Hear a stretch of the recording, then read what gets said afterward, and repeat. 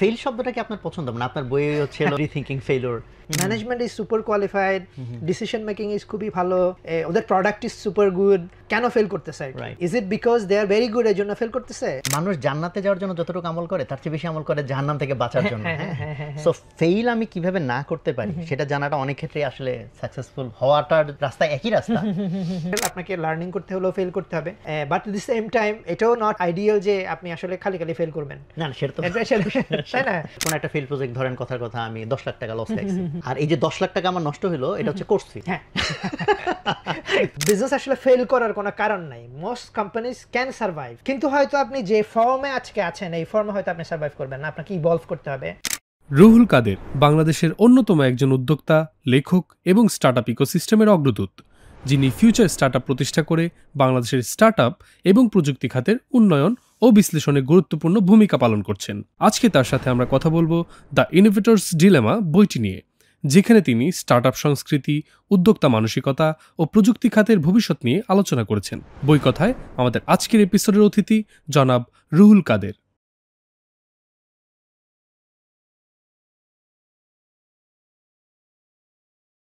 আসসালামু আলাইকুম সুপ্রিয় দর্শক, আজকে আমি বই কথার নতুন একটি পর্ব নিয়ে আপনাদের সামনে হাজির হয়েছি। আজকের যিনি গেস্ট তাকে পরিচয় করিয়ে দিব এখনই, রুহুল ভাই। রুহুল ভাইয়ের সাথে আমার অ্যাকচুয়ালি জীবনের স্মৃতি জড়িয়ে আছে। সেটা হলো কীরকম যে আমি এই জীবনে যত ইন্টারভিউ দিয়েছি এর মধ্যে সবচেয়ে বেশিবার এবং বেশি সময় ধরে যার কাছে ইন্টারভিউ দিয়েছি সেই ব্যক্তিটা আমার সামনে। উনি এই জীবনে মোস্ট প্রবলি আমার ইন্টারভিউ নিয়েছেন 3 থেকে 4 বার অ্যাটলিস্ট, বা আরও বেশি হতে পারে, আমার ঠিক মনে নাই। এক একটা ইন্টারভিউ কোনো একটা বোধহয় 3-4 ঘন্টাও লম্বা ছিল। সো আজকে আমার জন্য খুবই বড় একটা মৌকা প্রতিশোধ নেওয়ার, কারণ উনি তো এর আগে খালি প্রশ্ন করছে, আমাকে উত্তর দিতে হয়েছে। সো আজকে আমি প্রশ্ন করব, রুহুল ভাই উত্তর দিবেন। সো রুহুল ভাইকে আমি একটু পরিচয় করিয়ে দিতে চাই। বাংলাদেশের যারা স্টার্টআপ অঙ্গনে আছেন তারা ডেফিনেটলি চিনবেন ফিউচার স্টার্টআপ যে পোর্টালটা, এই পোর্টালটার উনি উদ্যোক্তা এবং উনি এটাকে পরিচালনা করেন। এবং রুহুল ভাইয়ের আরও কয়েকটা পরিচয় আছে। উনি একজন ইতিমধ্যে লেখক, রিথিঙ্কিং ফেলিওর নামে ওনার একটা বই আছে। আর স্টার্টআপ ফিউচার স্টার্টআপের আন্ডারে বাংলাদেশের স্টার্টআপ ইকোসিস্টেমের মধ্যে যারা আছে, যারা স্টার্টআপ করতেছেন অ্যান্ড এরকম, এবং not only startup, sizeable business পর্যন্ত, এই ব্যবসায়িক অঙ্গনের যে ভিতরের চিত্র অথবা যে ইনসাইটসগুলো, এগুলো উনি তার লম্বা লং ফর্ম ইন্টারভিউতে তুলে ধরেন এবং তুলে আনার চেষ্টা করেন। আর এমনিতে উনি ডেইলি স্টার, ফিনান্সিয়াল এক্সপ্রেস ইত্যাদি বিভিন্ন বাংলাদেশের যে জাতীয় দৈনিকগুলো আছে সেখানেও লেখালেখি করেন। আর রুহুল ভাইয়ের একটা পরিচয় আমি আজকে আমার টিম যখন ওনার লিখে দিচ্ছেন তখন আমি পড়লাম যে উনি 2022 সালে জর্জ মেসন বিশ্ববিদ্যালয়ের মার্কাটাস সেন্টারের এমার্জেন্ট ভেঞ্চার্স ফেলোশিপ এবং গ্র্যান্ড প্রোগ্রামে পুরস্কৃত হন। আমি তখন ভাবলাম যে রুহুল ভাই আমার এই কথাটা জানাইলো না আগে এবং খাওয়াইলো না। তো যাই হোক, এই পরিচয়টা আজকে আমি জেনেছি, আমি জানতাম না। খাওয়া একটা পাওনা হয়েছে যে আমাদের ইন্টারভিউর পরে ওনার থেকে খাওয়াটা নিতে হবে। তো আমরা আমাদের মূল আলোচনায় চলে যেতে চাই। ইনোভেটরস ডিলেমা এই বইটা নিয়ে আজকে কথা হবে। তো রুহুল ভাই কেমন আছেন? আচ্ছা আলহামদুলিল্লাহ। সরি, আপনি কিন্তু ওই যে খাওয়াইতে কিন্তু হবে, হ্যাঁ এটা আচ্ছা। তো আমরা আজকে আমাদের যে বই কথাতে আজকে যে বইটা আপনি চয়েস করেছেন, কারণ আমরা তো চাই যে গেস্ট এমন বই চয়েস করুক যেটার একটা ভালো প্রভাব তার উপর আছে, বা যে বইটা পড়ে উনি ফ্যাসিনেটেড হয়েছেন। তো এই বইটা ইতিমধ্যে আমি দেখলাম বোধহয় প্রায় 5 লক্ষ কপির বেশি বিক্রি হয়েছে এবং ওয়াল স্ট্রিট জার্নাল এবং বিজনেস উইকের বেস্ট সেলারে এটা স্থান করে নিয়েছিল। সো আমি এটা জানতে চাই যে বইটা আপনি কবে নাগাদ পড়েছিলেন এবং কেন, মানে কেনটার অ্যান্সার তো আসলে দীর্ঘভাবেই আমরা শুনবো। খুব ছোট্ট করেও যদি বলেন যে কেন আপনি এটা দ্বারা এত বেশি মোটিভেটেড হলেন এটা নিয়ে কথা বলার জন্য। এটা আমি মানে প্রথম আমার মনে হয় 15-16 এরকম সময়ে প্রথম পড়ি আর কি। এরপরেও বেশ অনেকবার রিভিজিট হয়েছে। তো ইন্ট্রোডাকশনটা হচ্ছে, আমি একটা ব্লগ পড়ি স্ট্র্যাটেকারি নামে আর কি, বেন থমসন নামে এক ভদ্রলোক এই ব্লগটা লেখেন আর কি। সো উনিও টেকনোলজি, এন্টারপ্রেনারশিপ, বিজনেস এগুলো কভার করেন, মোস্টলি সিলিকন ভ্যালি, ওয়েস্টার্ন মার্কেটসগুলো কভার করেন আর কি। সো তো ওনার অ্যানালিসিসে উনি এই ক্রিস্টেনসেনের এই বইয়ের অনেকগুলো কোম্পানি অ্যানালিসিস করতে গিয়ে উনি এই ফ্রেমওয়ার্কটা ইউজ করে ওই কোম্পানিগুলো অ্যানালিসিস করেন আর কি। তখন আমার কাছে খুবই ইন্টারেস্টিং লাগছে যে না, আপনি রিয়েল ওয়ার্ল্ডকে অ্যানালিসিস করার জন্য ইউ ক্যান ইউজ মডেলস আর কি। আমরা যেমন মেন্টাল মডেলস অ্যান্ড এরকম অনেক কথা বলি না, এরকম টাইপের আর কি। তো then I use that same model to analyse some of our local companies. যেমন আমরা প্রথম একটা অ্যানালিসিস করি অ্যারাউন্ড 17-18 এর দিকে মনে হয় সিম্ফনির উপরে, how Symphony became so so dominant player mobile phone আর কি, ওই সময় ওরা নাম্বার 1 ছিল মনে হয় মার্কেটে। তো আমরা অ্যানালাইসিস করলাম যে কেন, অ্যান্ড দেন সিম্ফনি যখন স্টার্টেড টু ফল্টার তখন আবার আমরা আরেকটা অ্যানালাইসিস করেছি কেন ওরা গ্র্যাজুয়েট করতে পারে ওই সেম ফ্রেমওয়ার্ক দিয়ে। ওই সেম ফ্রেমওয়ার্ক দিয়ে। তারপরে হচ্ছে গ্রামীণ ফোন যখন অনেকগুলো ই কমার্স ভেঞ্চার করলো তখন আমরা আবার ওটা ইউজ করে অ্যানালাইজ করার চেষ্টা করলাম, এরকম আর কি। তো বইটা মোস্ট ইম্প্যাক্টফুল জায়গাটা হচ্ছে আমার কাছে মনে হয় যে মানে আমরা তো পৃথিবী থেকে দেখি, সো একটা দেখা হচ্ছে তো আমরা এমনি নর্মালি দেখছি, আর একটা হচ্ছে you can also use models and frameworks to look at world and analyse understand them আর কি। আমরা হয়তো বিভিন্ন ধরনের মডেল ইউজ করি, কিন্তু আবার আমার কাজের ক্ষেত্রে যেটা ইন্টারেস্টিংলি আমার কাছে মনে হচ্ছে যে আমি যেহেতু অনেক কোম্পানি নিয়ে লেখালেখি করি যে এই কোম্পানি কেমনে কী করছে, স্ট্র্যাটেজিক্যালি এটাকে ঠিক আছে কি ঠিক না, এই ডিসিশনগুলো কেমনে মেক করতেছে ওনারা, এগুলোকে ঠিক আছে কি না, তখন তো আপনি এভরিডে নতুন মডেল নিয়ে কাজ করাটা একটু ডিফিকাল্ট। মানে আপনি প্রত্যেকটা কোম্পানিকে যদি আলাদা আলাদা মডেল নিয়ে, তাহলে তো আসলে ওই মডেল থেকে কোনো লাভ হলো না। আরেকটা হচ্ছে ধরেন তখন অলসো ইটস অলসো চ্যালেঞ্জিং অথরের জন্য, রাইটারের জন্য সে চ্যালেঞ্জিং যে না কেমনে আর কি।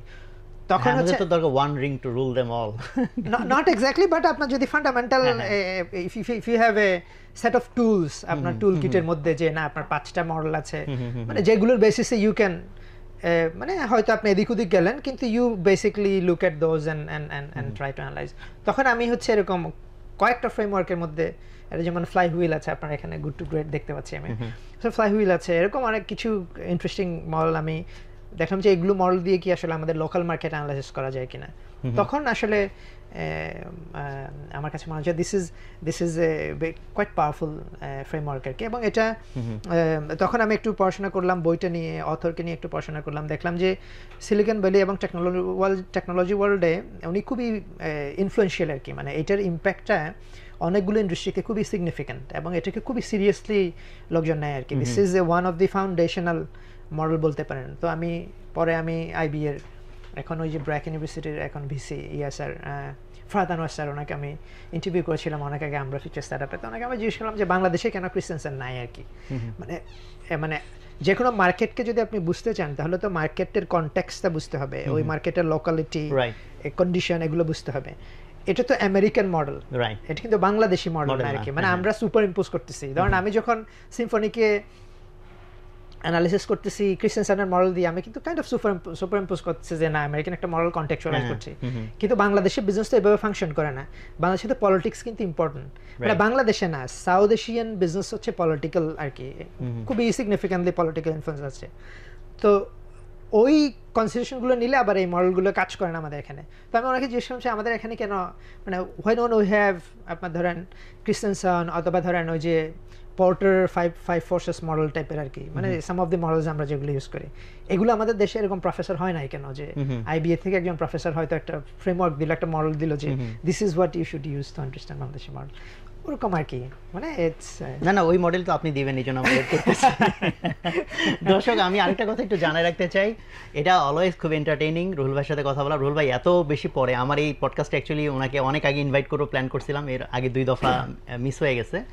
আপনারা কনভারসেশন শুরুতেই বুঝতে পারতেছেন উনি কত বেশি পড়ালেখা করেন। সো অ্যাকচুয়ালি ওনার সাথে কথা বলাটা অ্যাকচুয়ালি অনেক আনন্দের এবং অনেক অনেক এনলাইটিং। না ভাই, আপনার সাথে কথা বলা আমার জন্য খুবই নার্ভাস আর কি। মানে আমি ধরেন ইউজুয়ালি মানে আমি আপনার সাথে কথা বললে আমার ধরেন ট্রেন অফ থট থাকে না আর কি।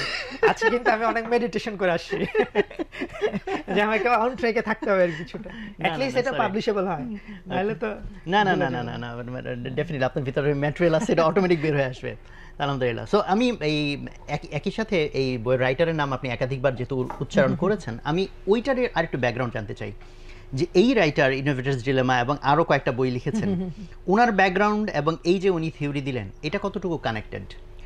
মানে উনি তো প্রফেসর, হার্ভার্ড বিজনেস স্কুলের প্রফেসর ছিলেন, কিন্তু উনি হচ্ছে মাল্টিপল টাইম ইন্ডাস্ট্রি থেকে প্রফেসর হয়েছেন আবার আর কি। ওনার কনসাল্টিং ফার্ম ছিল 2টা আর কি, একটার নাম মনে হয় ইনোসাইট, আর একটার নামটা আমি এক্স্যাক্টলি ভুলে গিয়েছি আর কি। সো হি হ্যাড সাম আপনার হচ্ছে এক্সপোজার টু দি, হ্যাঁ মানে একাডেমিয়াতেও এক্সপোজার ছিল আবার ইন্ডাস্ট্রিতেও এক্সপোজার ছিল। আরেকটা জিনিস হচ্ছে মানে আপনার এই আমি বলবো যে ওয়েস্টার্ন বিজনেস স্কুলগুলো সিলিকন ভ্যালির আশেপাশে, মানে উনি যদি হার্ভার্ডে একটু দূরে, মানে আপনার যদি মোর অ্যাপ্রোপ্রিয়েট হয়তো যদি ওই যে স্ট্যানফোর্ডে হতো আর কি, একেবারে আপনার সিলিকন ভ্যালির মাঝখানে এরকম টাইপের। কিন্তু আবার এই ফ্রেমওয়ার্কগুলো কিন্তু খুবই প্র্যাকটিক্যালি ইউজ হয়েছে আর কি। তো উনি তো 90s বইটা লিখেছে, 92-তে মনে হয় ফার্স্ট এডিশন বের হয়। ওই সময়টাতে অনেক বাই দি টাইম আর কি টেকনোলজি ইন্ডাস্ট্রিতে অনেকগুলো আপহেবল হয়ে গেছে এবং অনেক খুবই সাকসেসফুল কোম্পানি, IBM এর মতো কোম্পানি আপনার পার্সোনাল কম্পিউটার ট্রেন মিস করে ফেলছে। তারপরে হচ্ছে আপনার ধরেন জিরক্সের মতো কোম্পানি লো কস্ট ফটোকপিয়ারের যে ট্রেন মিস করে ফেলছে আউট অফ মার্কেট। তারপর হচ্ছে এরকম অনেকগুলো আর কি, উনি ডিস্ক ড্রাইভ ইন্ডাস্ট্রির অনেকগুলো এক্সাম্পল উনি ইউজ করেন। অনেকগুলো ইন্ডাস্ট্রিতে উনি দেখলো যে খুবই সাকসেসফুল কোম্পানি, যেমন উনি একটা এক্সাম্পল সিয়ার্স নামে একটা ওই যে রিটেল শপ আর কি, খুবই successful company.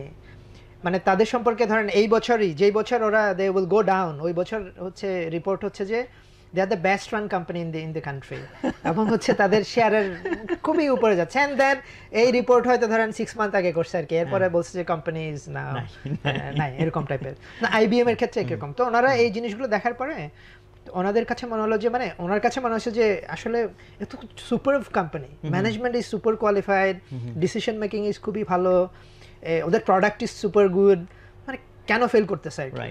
Is it because they are very good এর জন্য ফেল করতেছে? তো তখন ওটা কিছুটা কাউন্টার ইনটুইটিভ মনে হয়েছে। উনি এই থিসিসে একটা রিসার্চ করে, রিসার্চটা ওনার কলিগদের মধ্যে শেয়ার করার পরে এবং ইন্ডাস্ট্রির সাথে শেয়ার করার পরে খুবই ভালো কিছু কোয়েশ্চেনসও আসছে যে আসলে এটা কেন হবে আর কি। দেন উনি এক্সপ্যান্ডেড অন দ্যাট। ওকে, আমরা বইয়ের এখন লেসনের ভিতরে যাব এই একটু পরেই। তো তার আগে আমি যদি এভাবে প্রশ্নটা করি, যেহেতু আমাদের অডিয়েন্স যাদের জন্য আমরা এগুলো বানাই আমাদের এই পডকাস্টগুলো, সো ওই জায়গাটাতে আপনি যদি একটু বলেন যে এই আমাদের আজকের আলোচনা এটা কি যারা অলরেডি বিগ তাদের জন্য তো কাজে লাগবে, এটা বোঝাই যাচ্ছে, বিকজ তারা কেন ফেল করে। আর আমাদের অডিয়েন্সের মধ্যে যারা অনেক বিগ রকম অডিয়েন্স কতটুকু আছে জানি না, বাট ডেফিনেটলি আছে যারা হচ্ছে ব্রেক থ্রুগুলো আনে, that is the startups, younger generations. So তাদের জন্য তো ইন্সপাইরেশনাল এইটুকু হেডলাইন শুনেই যে আমি ছোট হয়েও বড় কোম্পানিকে চাইলে করে ফেলতে পারি, কি বলে টপকে যেতে পারি। তো এখন বাট এখানকার বইয়ের যে লেসনসগুলো সেইটা কি অ্যাকচুয়ালি এই স্টার্টআপদের জন্য অনেক বেশি আসলে বেশি লেসন, নাকি বড়দের জন্য, নাকি ইকুয়াল, এটা কি মনে করেন? আমার কাছে মনে হয় বইটা ডিফারেন্ট অল কাইন্ডস অফ কোম্পানিজের জন্য ইউজফুল আর কি। মানে অফকোর্স এটা মানে থিসিসটাই হচ্ছে ওয়েল ম্যানেজড কোম্পানি কেন ফেল করে এবং তাদের জন্য একটা সলিউশন উনি অফার করছেন। বইটা 2 পার্টে ভাগ করা। একটা প্রথম পার্টটা হচ্ছে উনি থিওরিটি এস্টাবলিশ করেন, failure framework and then principles এগুলো। সেকেন্ড পার্টে উনি বলেন যে তাহলে কিভাবে এটা ট্যাকেল করবে লার্জ কোম্পানিগুলো। But the same time also same principles কিন্তু স্মলার কোম্পানিজ ক্যান ইউজ আর কি। আপনার ধরেন মানে বইটা আসলে অনেকটা, আমি বলবো যে বইটা অনেকটা সাইকোলজিক্যাল আর কি। মানে উনি আসলে বইতেই উনি বলছে যে লার্জ কোম্পানিগুলো ফেল করে বিকজ অফ মানে ডিসরাপটিভ ইনোভেশনটা আসলে মার্কেটিং প্রবলেম দেন দি ইনোভেশন প্রবলেম আর কি। কারণ হচ্ছে আপনার ডিসরাপটিভ ইনোভেশনের একটা যেমন ওনার যেমন ডিসরাপটিভ ইনোভেশনের যে ডেফিনিশনটা হচ্ছে এটা ইনফেরিয়র টেকনোলজি। যে কোনো ডিসরাপটিভ ইনোভেশন যখন মার্কেটে আসে এটা তো স্ক্র্যাপি। ধরেন আপনার IBM এর যে মেইন ফ্রেম, এটা থেকে যখন পার্সোনাল ডেস্কটপ আসছে, পার্সোনাল কম্পিউটার সাথে এগুলো তো আসলে কোনো কাজই করে না, কিছুই না আর কি। তো সে তুলনায় এগুলো কিন্তু ইনফেরিয়র টেকনোলজি।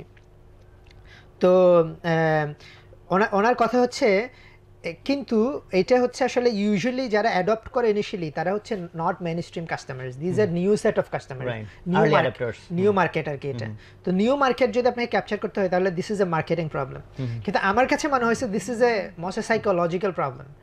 মানে এজ অ্যান অর্গানাইজেশনের তো সাইকোলজি থাকে।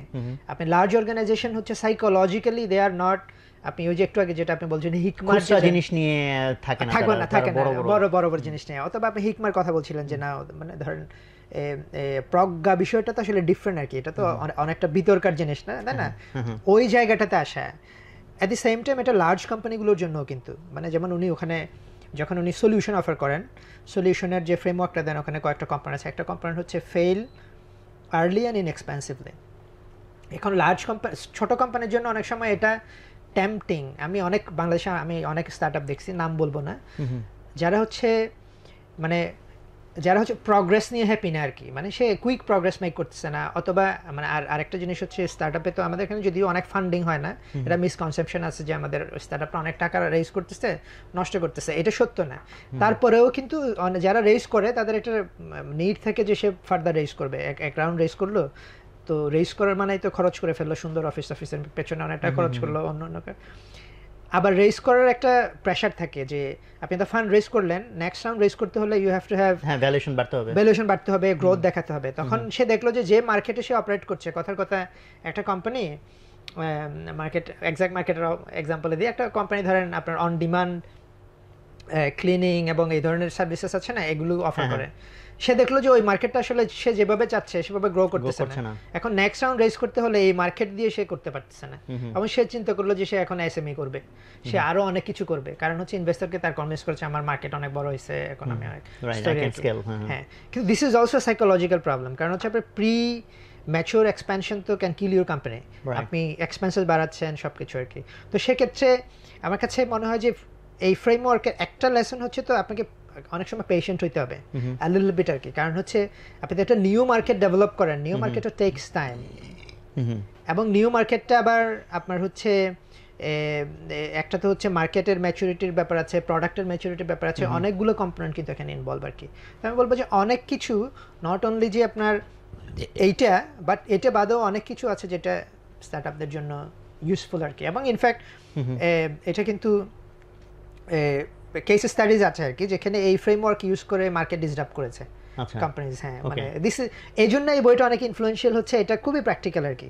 মানে এটার কেস স্টাডিজ আছে যে companies use this framework to unseat large players, মানে একেবারে কপিকাট টাইপের কাজ আর কি। মাশাআল্লাহ, যাই হোক আমাদের অডিয়েন্সের জন্য তাহলে এটা ভালো হইলো যে শুরুতেই হয়তো কেউ ভাবতে পারে যে ভাই আমি তো বড় কোম্পানিটা শুনে কি লাভ। সো যাই হোক, এখন আমি তাহলে বইয়ের ভিতরে যদি যাই, আমরা দেখলাম যে বইয়ের ভিতরে তো দুইটা পার্টের ভিতরে প্রথম যে পার্টটা সেটা হচ্ছে যে ফেইলিউর ফ্রেমওয়ার্ক, তাই না? তাই তো হোয়াই লার্জ, মানে why well managed companies fail, এটা হচ্ছে। আচ্ছা, বাট ফেল শব্দটা কি আপনার পছন্দ? মানে আপনার বইয়ে হচ্ছে রিথিঙ্কিং ফেইলিউর, সো মানে আপনি যেহেতু মানে প্রচুর স্টার্টআপ নিয়ে কাজ করেন, সো কেন সফল হয় এভাবে যেমন আমরা দেখতে পারি, আবার হচ্ছে কেন ব্যর্থ হয় সেভাবে দেখতে পারি। সো আপনার বইয়ের নামের ভিতর ফেইলিউর আছে, এই বইয়ের প্রথম পার্ট ফেইলিউর নিয়ে। So are you fascinated about analysing the failures? মানে ফেলিওর ডেফিনেটলি ইন্টারেস্টিং, কারণ হচ্ছে এটা তো ইন্ট্রিকেটলি কানেক্টেড উইথ আপনার ধরেন সাকসেস বলেন আর কি। মানে অনেক সময় তো সবকিছুকে আমি রিলেটিভলি আই থিংক মানে আই অ্যাপ্রিশিয়েট দিস মানে খারাপ অর্থ বলি নাই, ভালো অর্থ বলছি এই জন্য যে মানুষ জান্নাতে যাওয়ার জন্য যতটুকু আমল করে তার চেয়ে বেশি আমল করে জাহান্নাম থেকে বাঁচার জন্য। সো ফেইল আমি কিভাবে না করতে পারি সেটা জানাটা অনেক ক্ষেত্রে আসলে সাকসেসফুল হওয়াটার রাস্তা একই রাস্তা, বাট মোর লাইক যেটা মানে কশাস যে তা আমি মানে এটাকে আমাদের যে মেটা প্রোগ্রামিং বলে একটা এনএলপিতে, যে নিউরো লিঙ্গুইস্টিক প্রোগ্রামিং, ওখানে মানুষের প্রোফাইলিং করে, ওটার ভিতরে ওরা 4টা ডাইমেনশন অনেকগুলো আছে, মেজর 4টা ডাইমেনশন দেখে। ওর ভিতরে একটা হলো যে অ্যাওয়ে পিপল নাকি হচ্ছে টুয়ার্ডস পিপল। টুয়ার্ডস পিপল মানে হইতেছে যখন জিজ্ঞেস করা হয় যে ভাই আপনি কেন ব্যবসা করেন, যে ভাই আমি উন্নতি চাই, প্রগতি চাই, এর হচ্ছে হলো টুয়ার্ডস।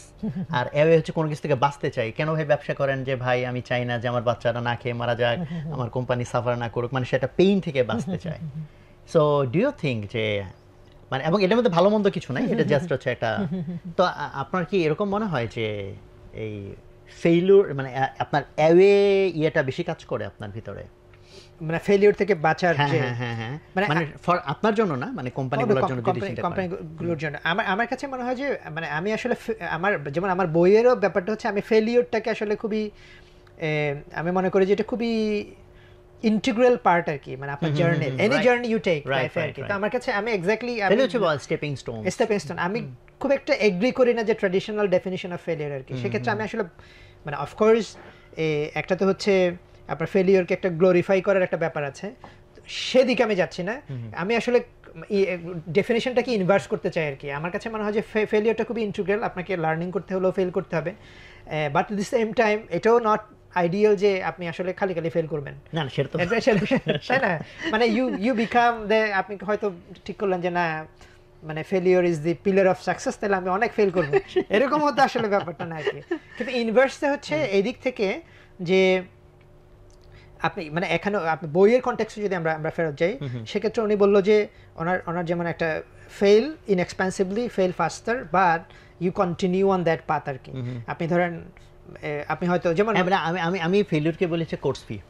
হ্যাঁ, যেমন ধরেন আমার তো অনেকগুলো ফেল প্রজেক্ট আছে, তো কোন একটা ফেল প্রজেক্ট ধরেন কথার কথা আমি 10 লাখ টাকা লস খাইছি, তো আমি বলি যে এই ফেল কেস থেকে আমি যা শিখছি আর এই যে 10 লাখ টাকা আমার নষ্ট হলো, এটা হচ্ছে কোর্স ফি। হ্যাঁ কাজে এখন 10 লাখ টাকা খরচ করে আমি একটা কিছু শিখছি, তাহলে 10 লাখ টাকার কোর্স করে একটা কিছু শিখলে এইটা কি জীবনে মানুষ ভুলে?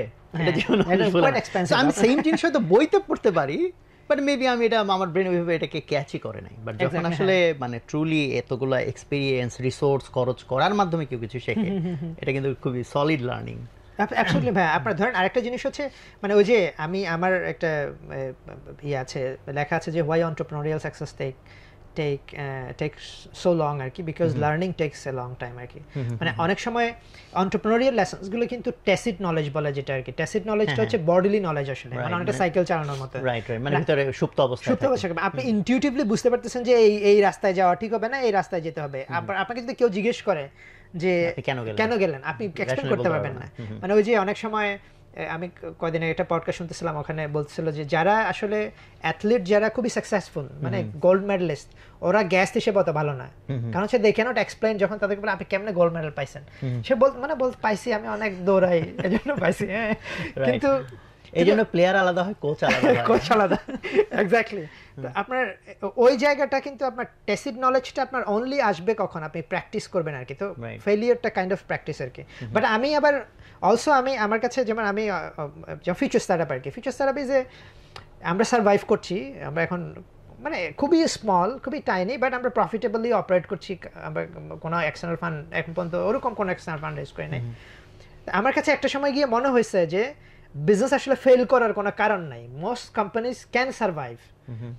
কিন্তু হয়তো আপনি যে ফর্মে আজকে আছেন, এই ফর্মে হয়তো আপনি সার্ভাইভ করবেন না, আপনাকে ইভলভ করতে হবে, চেঞ্জ করতে হবে, স্ট্র্যাটেজি চেঞ্জ করতে হবে। কিন্তু আপনি যদি আসলে টেনাশিয়াস হন এনাফ, এবং হচ্ছে আপনি যদি আসলে এনাফ ইনভেস্টেড হন in the game you are playing, তাহলে আপনি you can make any company work. Now এখানে কেভিয়েট হচ্ছে আপনি কোন স্কেলে you want to make it work. আপনি কি এটাকে মানে খুবই স্মলে করতে চান, লার্জে করতে চান, ওই কোয়েশ্চেনগুলো হয়তো আপনাকে ডিফারেন্টলি আনসার করতে হবে। কিন্তু আমার কাছে মনে হয় যে if you continue on a path and then you are kind of 100% committed যে I want to make this path work, এবং হচ্ছে I will figure it out.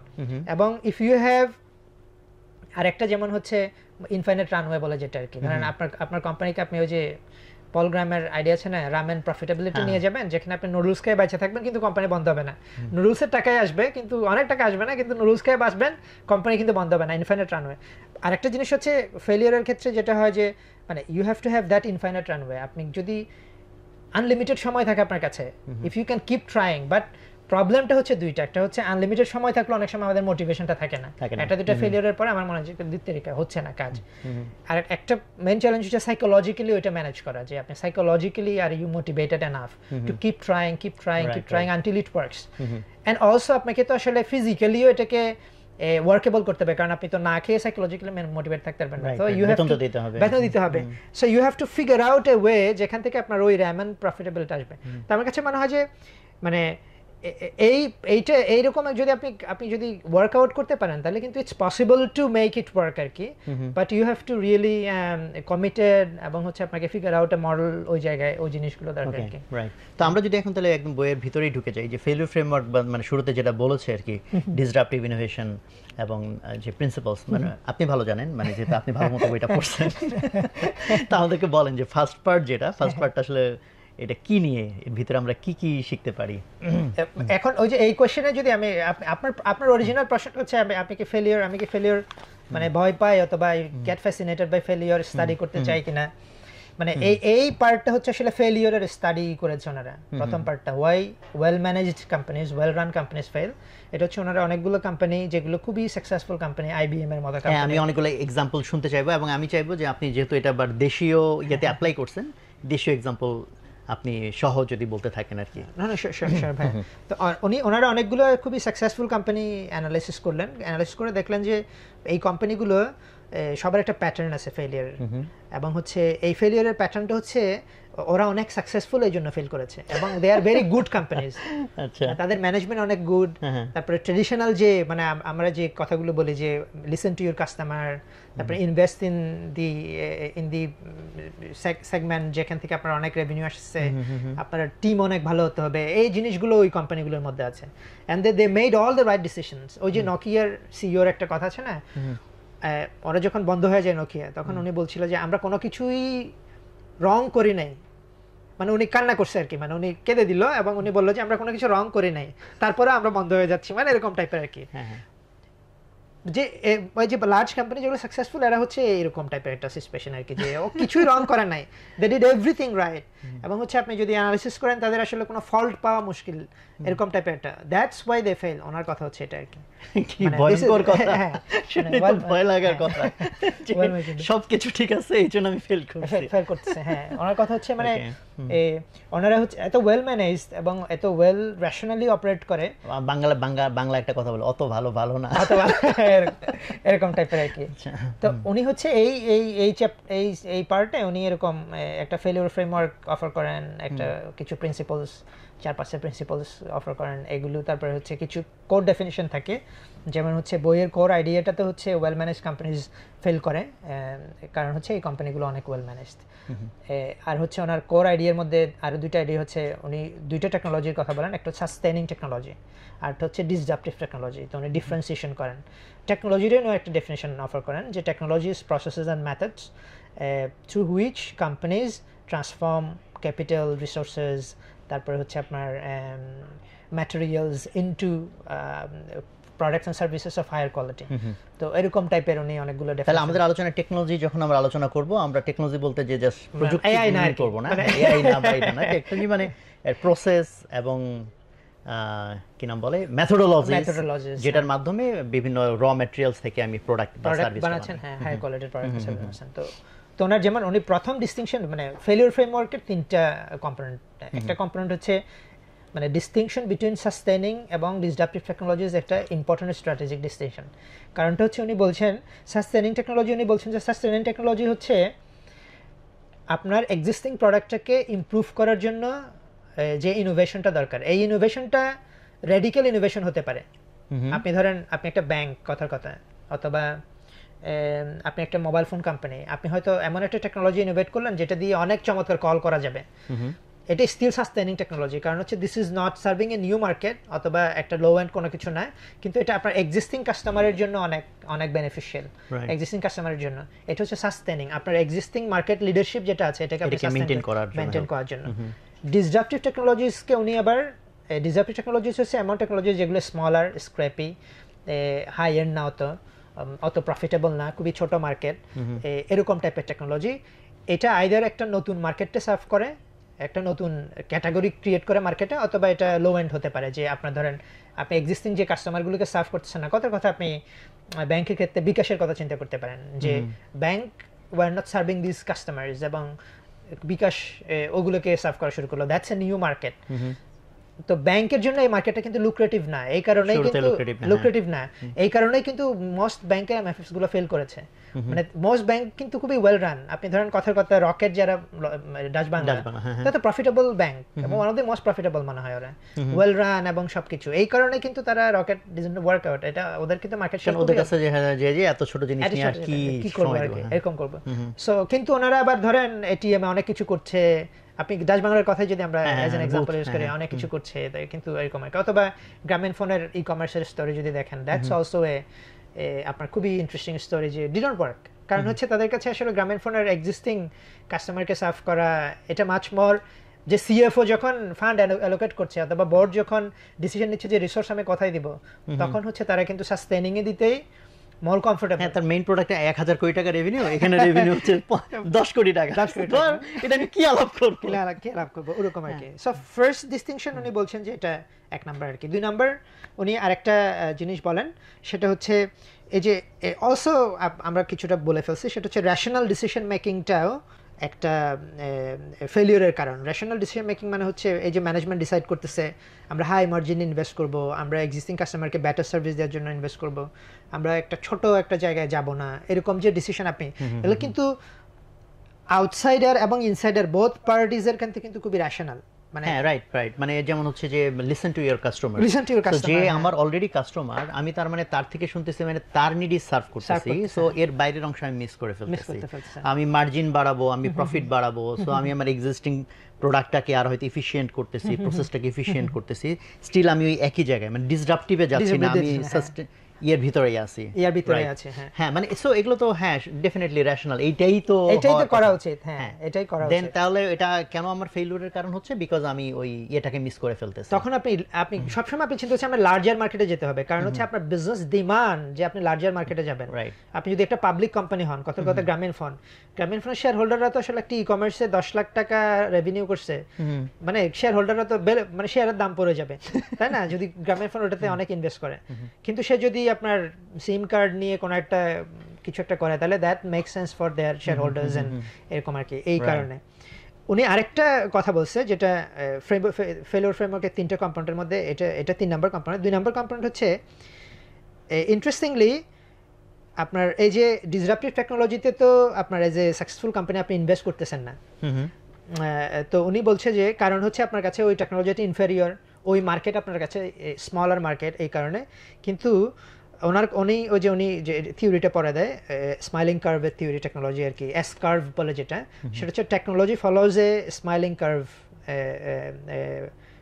Progression in the market.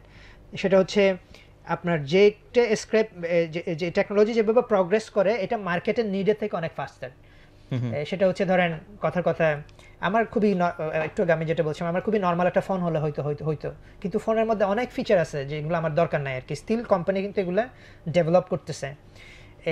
এটা মার্কেটের নিড না কিন্তু, হ্যাঁ এটা কিন্তু কোম্পানি ডেভেলপ করতেছে যে এগুলো, কারণ হচ্ছে সে তার মানে সাস্টেইনিং যে কোম্পানিটা, যে ওয়েল ম্যানেজ যে কোম্পানি, সে তো কাস্টমারকে অনেক বেশি ডেলিভার করতে চায়। যেমন এটা আছে না, কথা আছে না যে কাস্টমারকে আপনারা যা কমিট করবেন তার থেকে বেশি দিবেন, আপনি অনেক দিতে সে মানে হ্যাঁ টেকনোলজি ওভারশুট করে। তখন সাস্টেনিং এর ক্ষেত্রে যেটা হচ্ছে যে আপনি এত ইনভেস্ট করলেন টেকনোলজিতে, আপনার কাস্টমারের যা দরকার নাই তাও আপনি ডেলিভার করতেছেন as a good company. On the other hand আপনার যে টেকনোলজিটাকে আপনি ইগনোর করতেছেন, বলতেছেন যে এটা স্ক্র্যাপি টেকনোলজি, এটাও তো আসলে এই রুলই ফলো করে, সে কিন্তু আপনাকে ক্যাচ আপ করে ফেলবে।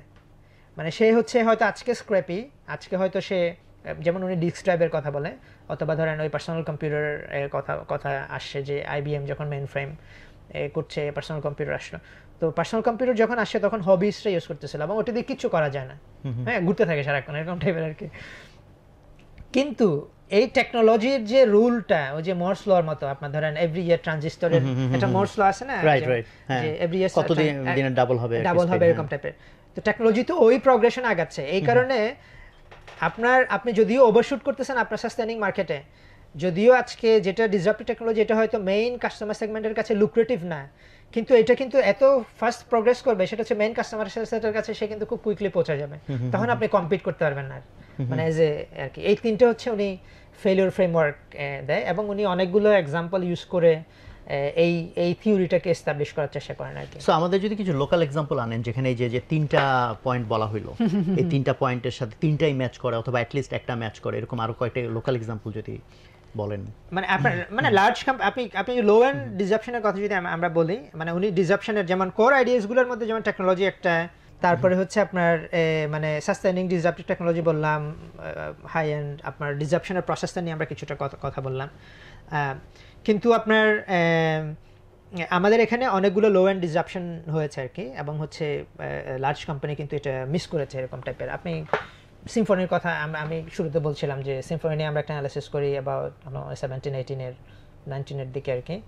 তো সিম্ফনি কিন্তু আসলে অনেক রিসোর্সফুল কোম্পানি ওরকম না আর কি, ধরেন রিলেটিভ টু ওই সময়ে, রিলেটিভ টু অন্য যে স্যামসাং ছিল, অন্যরা যে মার্কেট লিডারগুলো ছিল আর কি, কিন্তু এই কোম্পানি কুইকলি মার্কেট লিডার হয়ে যায় একটা সময়ে, মানে ভলিউমের দিক থেকে আর কি পরিমাণ ফোন সেল করতেছে, কারণ হচ্ছে তারা লো এন্ডে প্লে করে, যেখানে ওরা মানে সিম্ফনিকে আমরা বলবো, আমরা যেমন আমরা ওই রিপোর্টে আমরা লিখছিলাম যে Symphony should be credited for mobile phone revolution in Bangladesh. আপনি যে এভরি পার্সনের হাতে হাতে ফোন গেছে, এটার জন্য একটা ক্রেডিট তাদের পাওয়া উচিত, কারণ হচ্ছে তারাই প্রথম চিপ খুবই অ্যাফোর্ডেবল রেটে মোবাইল ফোন অ্যাভেলেবল করে, feature phone, and then they move to smartphone, and also ওখানেও কিন্তু ওরা লো এন্ডে প্লে করেছে আর কি।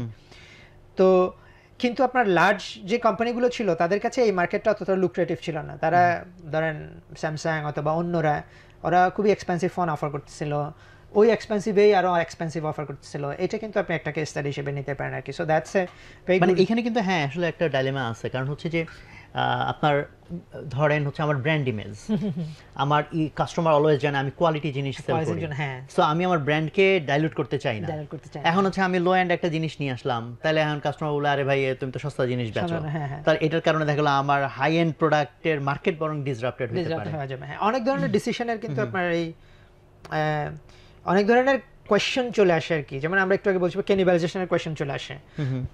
এই কোয়েশ্চেনগুলো কিন্তু আপনাকে অ্যাড্রেস করতে হয় তখন আপনি এজ এ লার্জ কোম্পানি আর কি। তো মানে আপনি যদি লো এন্ড একটা ফোন কিনেন, হ্যাঁ, স্যামসাং নামে যদি লো এন্ড ফোন যায় তাহলে মানুষজন এই সস্তাটা কিনবে, আমার দামি আমি যেখানে 30,000 টাকায় বেচতাম আমি এখন 10,000 টাকায় 10,000 টাকায় বেচবো। বেচতো, না? 3টা কাস্টমার লাগবে আমার একটা কাস্টমার টাকার সমান ইয়ে করতে। হ্যাঁ, তখন আপনার কাছে ম্যানেজমেন্ট মনে হয় হাই কি করলাম এটা, হ্যাঁ, হ্যাঁ, right, কারণ আপনার exactly. ম্যানেজমেন্ট প্রুফ করবে না এই স্ট্র্যাটেজি আর কি। So Right. দ্যাট লার্জ কোম্পানির জন্য কিন্তু এটা আপনার ধরেন অলসো আপনি গ্রামীণ ফোনের এক্সাম্পল আমরা বললাম যে ই কমার্সে they tried a lot different things, অনেকগুলো ই কমার্স কিন্তু ওনারা ট্রাই করেছে, কিন্তু দিস ইজ অলসো আমি বলবো যে একটা নিউ মার্কেটে একটা লার্জ কোম্পানি কেমনে ফেল করে। ই কমার্সে কিন্তু এই ধরনের এক্সাম্পল অনেকগুলো আপনি দিতে পারবেন।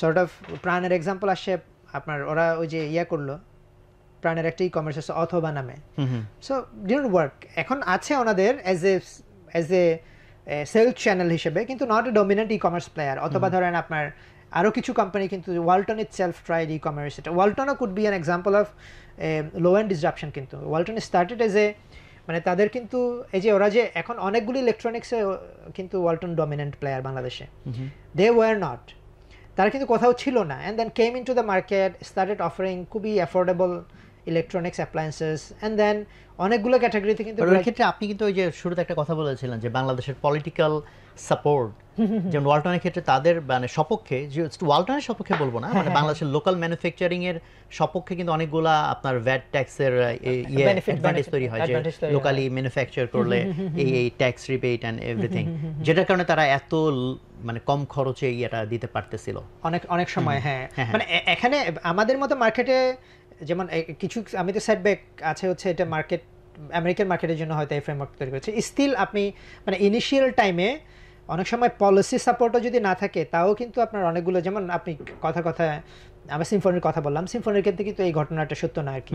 অথবা আপনি বিকাশের কথাও চিন্তা করতে পারেন, although bKash is a part of আপনার ব্র্যাক ব্যাংক, কিন্তু তারা ইন্ডিপেন্ডেন্ট কোম্পানি হিসেবে স্টার্ট করেছে, ব্র্যাক ব্যাংক কিন্তু এটা স্টার্ট করে নাই, স্টার্ট করেছে তো কাদির ব্রাদার্স। তো কাদির ব্রাদার্স কিন্তু ব্র্যাক ব্যাংকে তাদের নিতে হয়েছে কারণ পলিসি ডিসিশনের কারণে, বাংলাদেশ ব্যাংকের রিকোয়ারমেন্ট একটা ব্যাংক থাকা লাগবে, কিন্তু আপনার তাদের আগে তো আপনার রকেট শুরু হয়েছে, সো রকেট কিন্তু আপনার ওভাবে পেনিট্রেশন বলেন, রাইট, মানে এটা একটা ভালো এক্সাম্পল এই জন্য যে রকেটটা হচ্ছে ডাচ বাংলা নিজেই ক্রিয়েট করছে, আর বিকাশ হচ্ছে ওরা ডিফারেন্ট এন্টিটি, ইন্ডিপেন্ডেন্ট কোম্পানি, যে আমাকে এটা উঠাইতে হবে, জাস্ট আমি পিছনে একটা ব্যাংকে রাখছি। হ্যাঁ, এটা হিউজ ডিফারেন্স। আপনার ডিসিশন মেকিং এর আপনার ল্যান্সটা কিন্তু ডিফারেন্ট।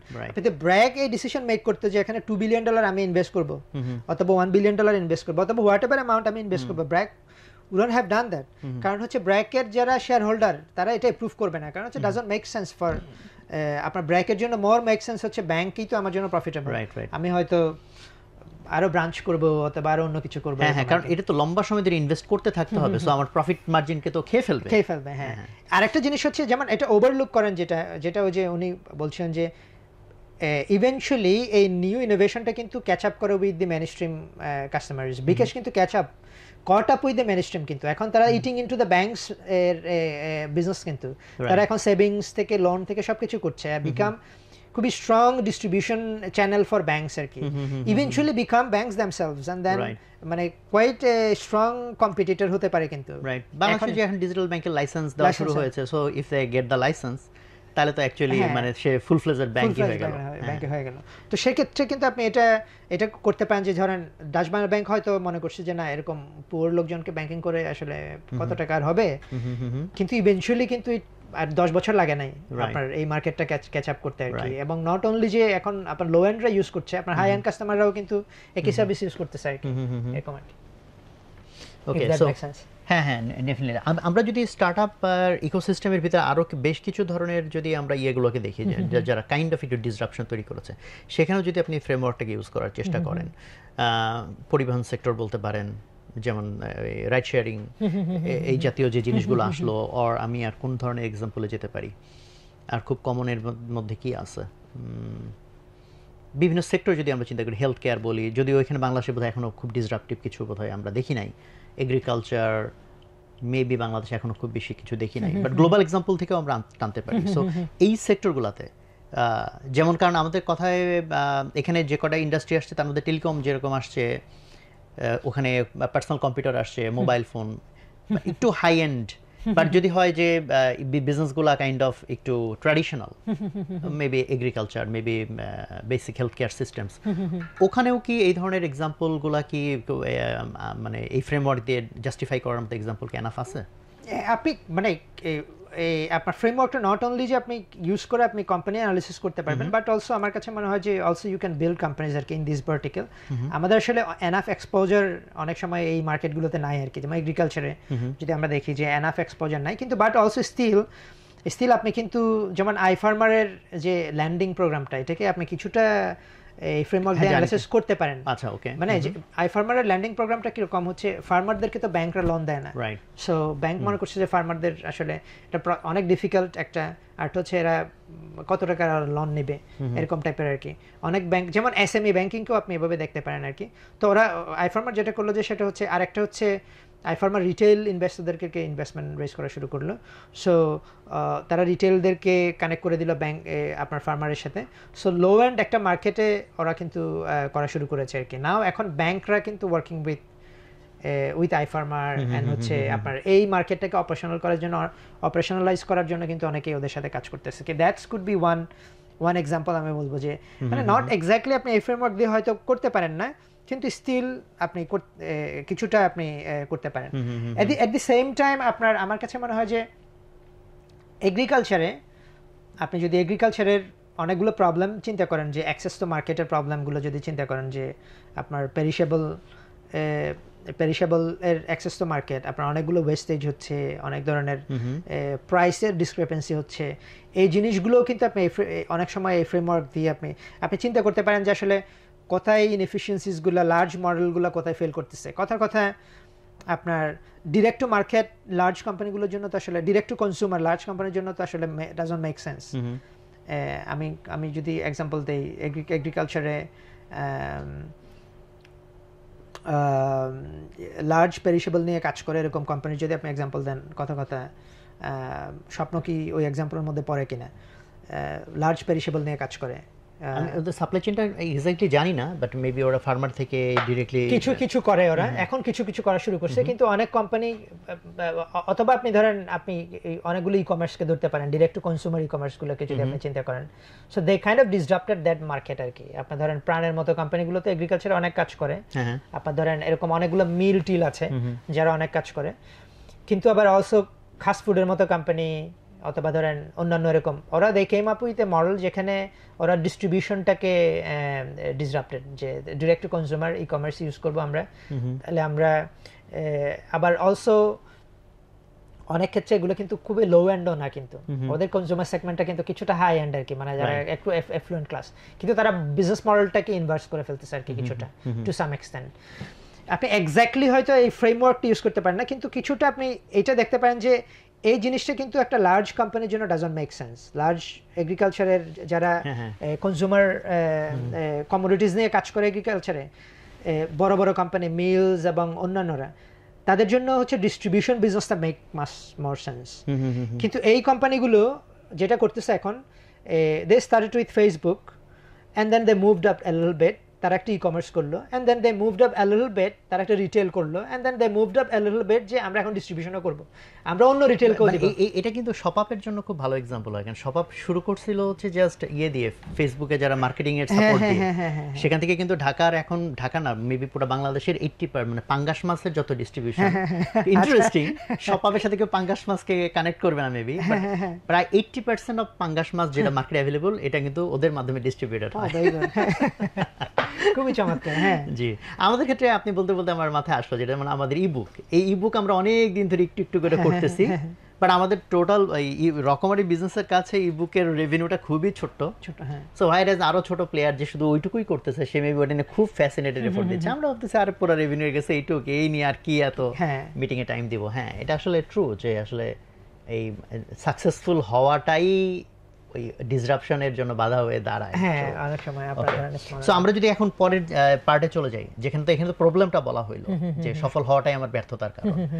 তো এখন সমাধান, উনি পার্ট 2তেই তো সমাধানটা ডিসকাস করা হয়েছে, তো সেই জায়গায় যদি এখন আমরা যাই যে সমাধানগুলোকে উনি কিভাবে দেখতেছেন, কিভাবে ডেসক্রাইব মানে উনি এটা তো আসলে প্রবলেমটা হচ্ছে ডিসিশন মেকিং এবং মার্কেটিং প্রবলেম। উনি ওনার থিসিসটা হচ্ছে এটা একটা মার্কেটিং প্রবলেম ফার্স্টে, কারণ হচ্ছে যেমন ফার্স্ট পার্টে আরো অনেক কিছু জিনিসপত্র আছে, যেটা যেমন ধরেন আপনার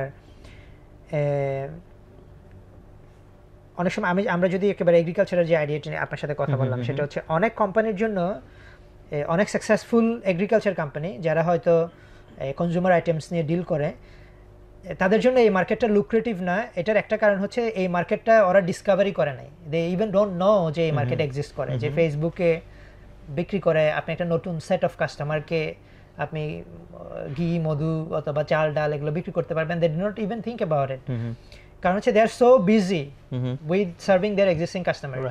তো এই মার্কেটটা তো একটা ডিসকভারির ব্যাপার আছে আর কি, নিউ মার্কেট ডিসকভারির ব্যাপার আছে। তো এই জন্য উনি বলছেন যে অনেক সময় this is a marketing problem, আপনাকে মার্কেটিং ওয়াইজ আপনাকে এক্সপ্লোর করতে হচ্ছে যে where are new opportunities and ওগুলো আর কি। তো উনি এটার সমাধান দিচ্ছেন হচ্ছে আপনাকে একটা অটোনমাস অর্গানাইজেশন করতে হবে। If you are large company, তাহলে হচ্ছে আপনাকে ডিকাপল করতে হবে, যে আপনার যদি ডিসরাপটিভ ইনোভেশনের ওই যে অর্গানাইজেশনটাকে এই জিনিসগুলো নিয়ে ডিল করবে, you have to separate that. আপনি অনেকে আমাদের এখানে কিন্তু এটার আবার আমি বলবো যে আমাদের লোকালি যে মডেলটা আছে, যে মডেলটা, যেখানে আপনার একটা গ্রুপ অফ কোম্পানিজের আন্ডারে অনেকগুলো কোম্পানি, এসবিও টাইপের, this is a very good model এবং this is a very durable model আর কি। এটা কিন্তু ওয়েস্টে নাই, ওয়েস্টে কিন্তু কংগ্লোমারেট, এটার জন্য মনে হয় প্রাণ সবচেয়ে বেশি এই এক্সাম্পল ক্রিয়েট করছে। ও এত ছোট ছোট ছোট ছোট কোম্পানি তৈরি করছে যে প্রত্যেকটা কোম্পানি হয়তো অল্প কিছু টাকা ডিল করছে, বাট প্রাণ এত বড় কোম্পানি চিন্তা করলো যে এই অল্প টাকার জন্য কি করবে, দেখা যাচ্ছে যে ওর মানে প্রত্যেকটা প্রোডাক্টে অনেকগুলা ব্র্যান্ড সাব ব্র্যান্ড তৈরি করে রাখছে। সো এটা তো অ্যাকচুয়ালি ও এটাকে খুব ভালো মতো ইউজ করছে, প্রাণ করছে। আমি বলবো যে অনেকগুলো কোম্পানি করছে, কিন্তু অনেক সময় যেটা হয় যে ইনফ্যাক্ট কংগ্লোমারেট স্ট্রাকচারের মধ্যেও তো ডিসিশন মেকিং এর মধ্যে আপনার ওই কোয়েশ্চেনসগুলো, আপনি যে প্রশ্নটা যেমন আপনার রকমারিতে যেটা বললেন যে এটা তো আমাদের জন্য খুবই স্মল আর কি, আপনার গ্রুপে যখন আপনি ডিসিশন নিচ্ছেন তখন এটা অনেক সময় ডিফিকাল্ট হয়ে যায়। তখন উনি বলছে যে আপনি আরেকটা বিষয় থাকে, কারণ হচ্ছে যে ওই ওয়ান লার্জ বিগ কোম্পানি হইলে যে হায়ারার্কিটা, এটা তো মানে ওইরকম ফাস্ট ডিসিশন মেক করা কোনো সম্ভব হয় না। মানে ওই যে উনি প্রিন্সিপালসের মধ্যে কিন্তু এই জিনিসটা আছে আর কি।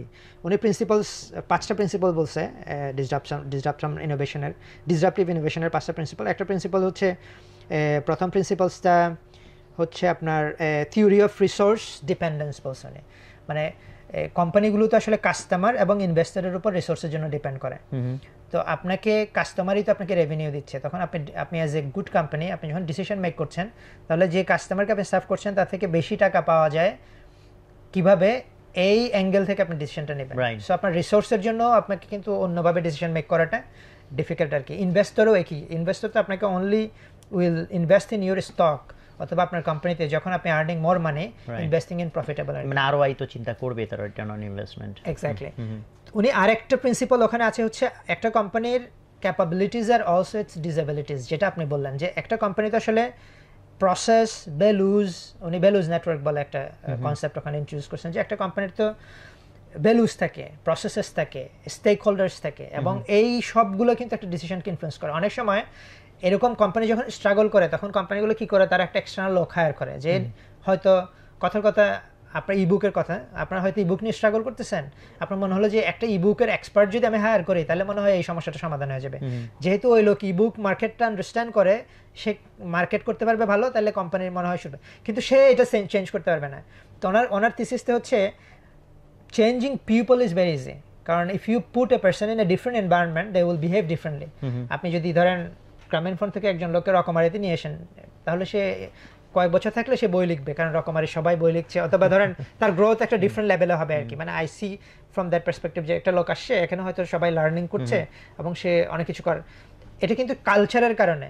সিমিলারলি আবার ওই কালচারকে চেঞ্জ করাটাও ডিফিকাল্ট। ওই লোক আইসা এই ডিসিশন নিতে পারবে না যে আমরা কালকে থেকে 100 কোটি টাকা ইনভেস্ট করবো এই বুকে, অথবা ধরেন 10 কোটি টাকা ইনভেস্ট করবো, অথবা ধরেন আমরা 5 লাখ টাকা আর্ন করি এই বুক থেকে, আমি একটা সেপারেট অর্গানাইজেশন করে 5 লাখ টাকাকে 5 কোটি টাকা বা 500 কোটি টাকার বিজনেস করার চেষ্টা করব, এই অটোনমিটা আমাকে দেন, এইটা কিন্তু সে করতে পারবে না আর কি।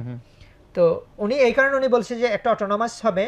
আর অলসো উনি আরেকটা কথা বলছেন, সেটা হচ্ছে আপনি এমন একটা টিম পুট করবেন, অটোনমি হলেও এমন একটা স্ট্রাকচার পুট করবেন যেখানে ওই মার্কেটের অপরচুনিটি সাইজের সাথে এটা করসপন্ড করে। কথার কথা ওই মার্কেট এখন কথার কথা 10 কোটি টাকার মার্কেট, আপনি এখানে 100 কোটি টাকা ইনভেস্ট করবেন না, কারণ তখন আপনি ইমপেশেন্ট হয়ে যাবেন, যে আপনার মনে হবে যে কিছুতে হচ্ছে না, কত টাকা ইনভেস্ট করলাম, এরকম টাইপের। আর একটা প্রিন্সিপাল উনি বলছেন যে সেটা হচ্ছে আপনাকে you have to be willing to fail and also আপনাকে ফেলিওর থেকে লার্নিংয়ের একটা প্রসেস থাকতে হবে, এবং আপনাকে এটা অ্যাকসেপ্ট করে নিতে হবে যে আপনার হচ্ছে এই এক্সপেরিমেন্টগুলো আপনার ফেল হতে পারে, আপনার এটা কিন্তু এগেইন অটোনমাস হওয়াটা কেন ইম্পর্টেন্ট সেটা হচ্ছে অনেক সময় লার্জ কোম্পানিতে আপনি এরকম একটা ধরেন গ্রামীণ ফোনের এক্সাম্পলটা যদি ওরা দুই একটা কমার্সে ফেল করার পরে ঠিক করলো যে commerce is not for us, হ্যাঁ, কিন্তু ওরা যদি ডেডিকেটেড ই কমার্স কোম্পানি হইতো they would have tried differently এরকম টাইপের হয়তো হতো আর কি। তো এই কারণে উনি বলছে যে আপনি ফেল করলেও আপনাকে এটা স্টমাক করার মতো একটা এই হ্যাবিট থাকতে হবে আর কি। সো মানে ওনার মেইন কথাটা হচ্ছে এই অটোনমাস অর্গানাইজেশনটাকে ইন্ডিপেন্ডেন্টলি ডিসিশন মেক করতে পারতে হবে, এটার পিএনএল আলাদা হবে, এটার হচ্ছে ম্যাট্রিক আলাদা হবে, এটাকে আপনি যেভাবে জাজ করবেন সেটা আলাদা হবে, কারণ হচ্ছে এটা যদি আপনার মেইন সিএফও জাজ করে সিএফওর মাথা খারাপ হয়ে যাবে, সে বলবে যে হাই কি আমাদের doesn't make sense. So this is the মানে কোয়াইট সিম্পল আসলে, মানে এরকম কঠিন কোনো সমাধান না আর কি, মানে সিম্পল সমাধান যে আপনার ধরেন আপনি একটা অটোনমাস অর্গানাইজেশন করবেন, ওটাকে আপনি ওই কাজে লাগাই দিবেন, ওটার সাথে আপনি অত ঝামেলা করবেন না, সো লেট দেম বি এরকম টাইপের। তো এখন ধরেন যদি এই সমাধান এত সিম্পল হয় এবং ধরেন এই বইটা তো অলরেডি 90 থেকে মার্কেটে আছে এবং এই বইয়ের লেসনগুলো মোস্ট অফ দ্য বড় কোম্পানি জানে না, সেটা হওয়ার মানে চান্স খুবই কম, তাহলে এইরকম সমাধান আসলে কি কোম্পানিগুলো অ্যাডপ্ট করতেছে না কেন? ফর এক্সাম্পল গ্রামীণ ফোনও তো ডেফিনেটলি এই সমাধান জানে। আরেকটা সমাধান উনি বলছে সেটা হচ্ছে অ্যাকুইজিশন আর কি, মানে ইউ ক্যান অ্যাকোয়ার, মানে সামওয়ান যেমন মেটা যেটা করছে হোয়াটসঅ্যাপ কে কিনে ফেলছে, সবগুলোকে কিনে ফেলছে, যারা পটেনশিয়াল কম্পিটিটর হতে পারে সবাই কিনে ফেলছে, তো you can do that as well, আপনি ধরেন কম্পিটিটর গুলোকে কিনে নিয়ে আসলেন, কিনে ফেললেন আর কি। আচ্ছা, আপনি যেটা বলছিলেন সরি। হ্যাঁ, আমি বলতেছিলাম যে মানে তাহলে এই যে সমাধান যে এরকম একটা আলাদা আমি সেটআপ করলাম এবং যেখান থেকে ডিসরাপটিভ জিনিসপত্রগুলো তৈরি হয়ে আসবে, তো বড় কোম্পানিগুলো সেটা সিম্ফনি বলেন বা গ্রামীণ ফোনের ক্ষেত্রে ই কমার্সের এক্সাম্পলটা বলেন, তাহলে ওরা এই ধরনের সমাধানে কেন গেল না? মানে এটাই তো আসলে মেইন প্যারাডক্সটা, মানে প্যারাডক্সটা হচ্ছে good management can lead to failure. না, গুড ম্যানেজমেন্ট পার্ট তো আছে, বাট ও জাস্ট বলবে আমি একটা এসবিইউ বানাইলাম, স্ট্র্যাটেজিক ছোট একটা বিজনেস ইউনিট, যেটা তুমি ডেডিকেটেডলি এটা দেখো। এখানে মনে হয় কয়েকটা জিনিস আছে যেটা উনি অ্যাড্রেস করছিলেন, সেটা হচ্ছে মানে আপনি ধরেন মানে কোন মার্কেটটা আসলে ডিসরাপ্ট হবে, অথবা ধরেন আপনার এই যে এই ফোরসাইটটা মেনটেন করা, যে আমার মার্কেটটা ডিসরাপ্ট হবে, অথবা আপনি থ্রেট অ্যান্ড ফিল করা, এই জিনিসগুলোও কিন্তু আবার অলসো মানে ইন এ সেন্স আপনার এটা কিন্তু বইয়ের লিমিটেশনও, মানে ইন এ ওয়ে বইয়ের লিমিটেশন, যেমন আমরা বললাম যে স্ক্র্যাপি কোন একটা কিছু আলটিমেটলি এটাকে ক্রস করেছে, তার মানে তো যে কোনো স্ক্র্যাপি কিছুই তো আর ফ্লারিশ করবে না, মানে সেটা তো আর বোঝার বিষয়। তো সেই ক্ষেত্রে কিন্তু আপনি অলওয়েজ গুড ম্যানেজমেন্ট বলতে পারছেন না, কারণ this leadership does not have that foresight যে একটা পার্সোনাল কম্পিউটার এসে আমার মেইন ফ্রেমকে খেয়ে দিবে, সে কিন্তু এটা বুঝতে পারে না, এর মানে তো তার ওই ফোরসাইটটা নাই, তো তাহলে তাকে আপনি এক্স্যাক্টলি গুড ম্যানেজমেন্ট বলতে পারেন না। This is one of the limitations, মানে বইয়ের ক্রিটিসিজমের মধ্যে অনেকগুলো ক্রিটিসিজম, একটা ক্রিটিসিজম হচ্ছে মানে if the management really can't understand যে প্রগ্রেশন অফ দ্য মার্কেট, কই যাচ্ছে মার্কেট, তাহলে কি আসলে এটা আপনি গুড ম্যানেজমেন্ট, মানে শব্দ এটা গুড, ঠিক আছে, বেস্ট না, পারফেক্ট না, it's good management not perfect management. So ওইটা হচ্ছে একটা চ্যালেঞ্জ, হচ্ছে আপনাকে আইডেন্টিফাই করা। আমার কাছে আরেকটা জিনিস মনে হচ্ছে, জানি না বইতে এটা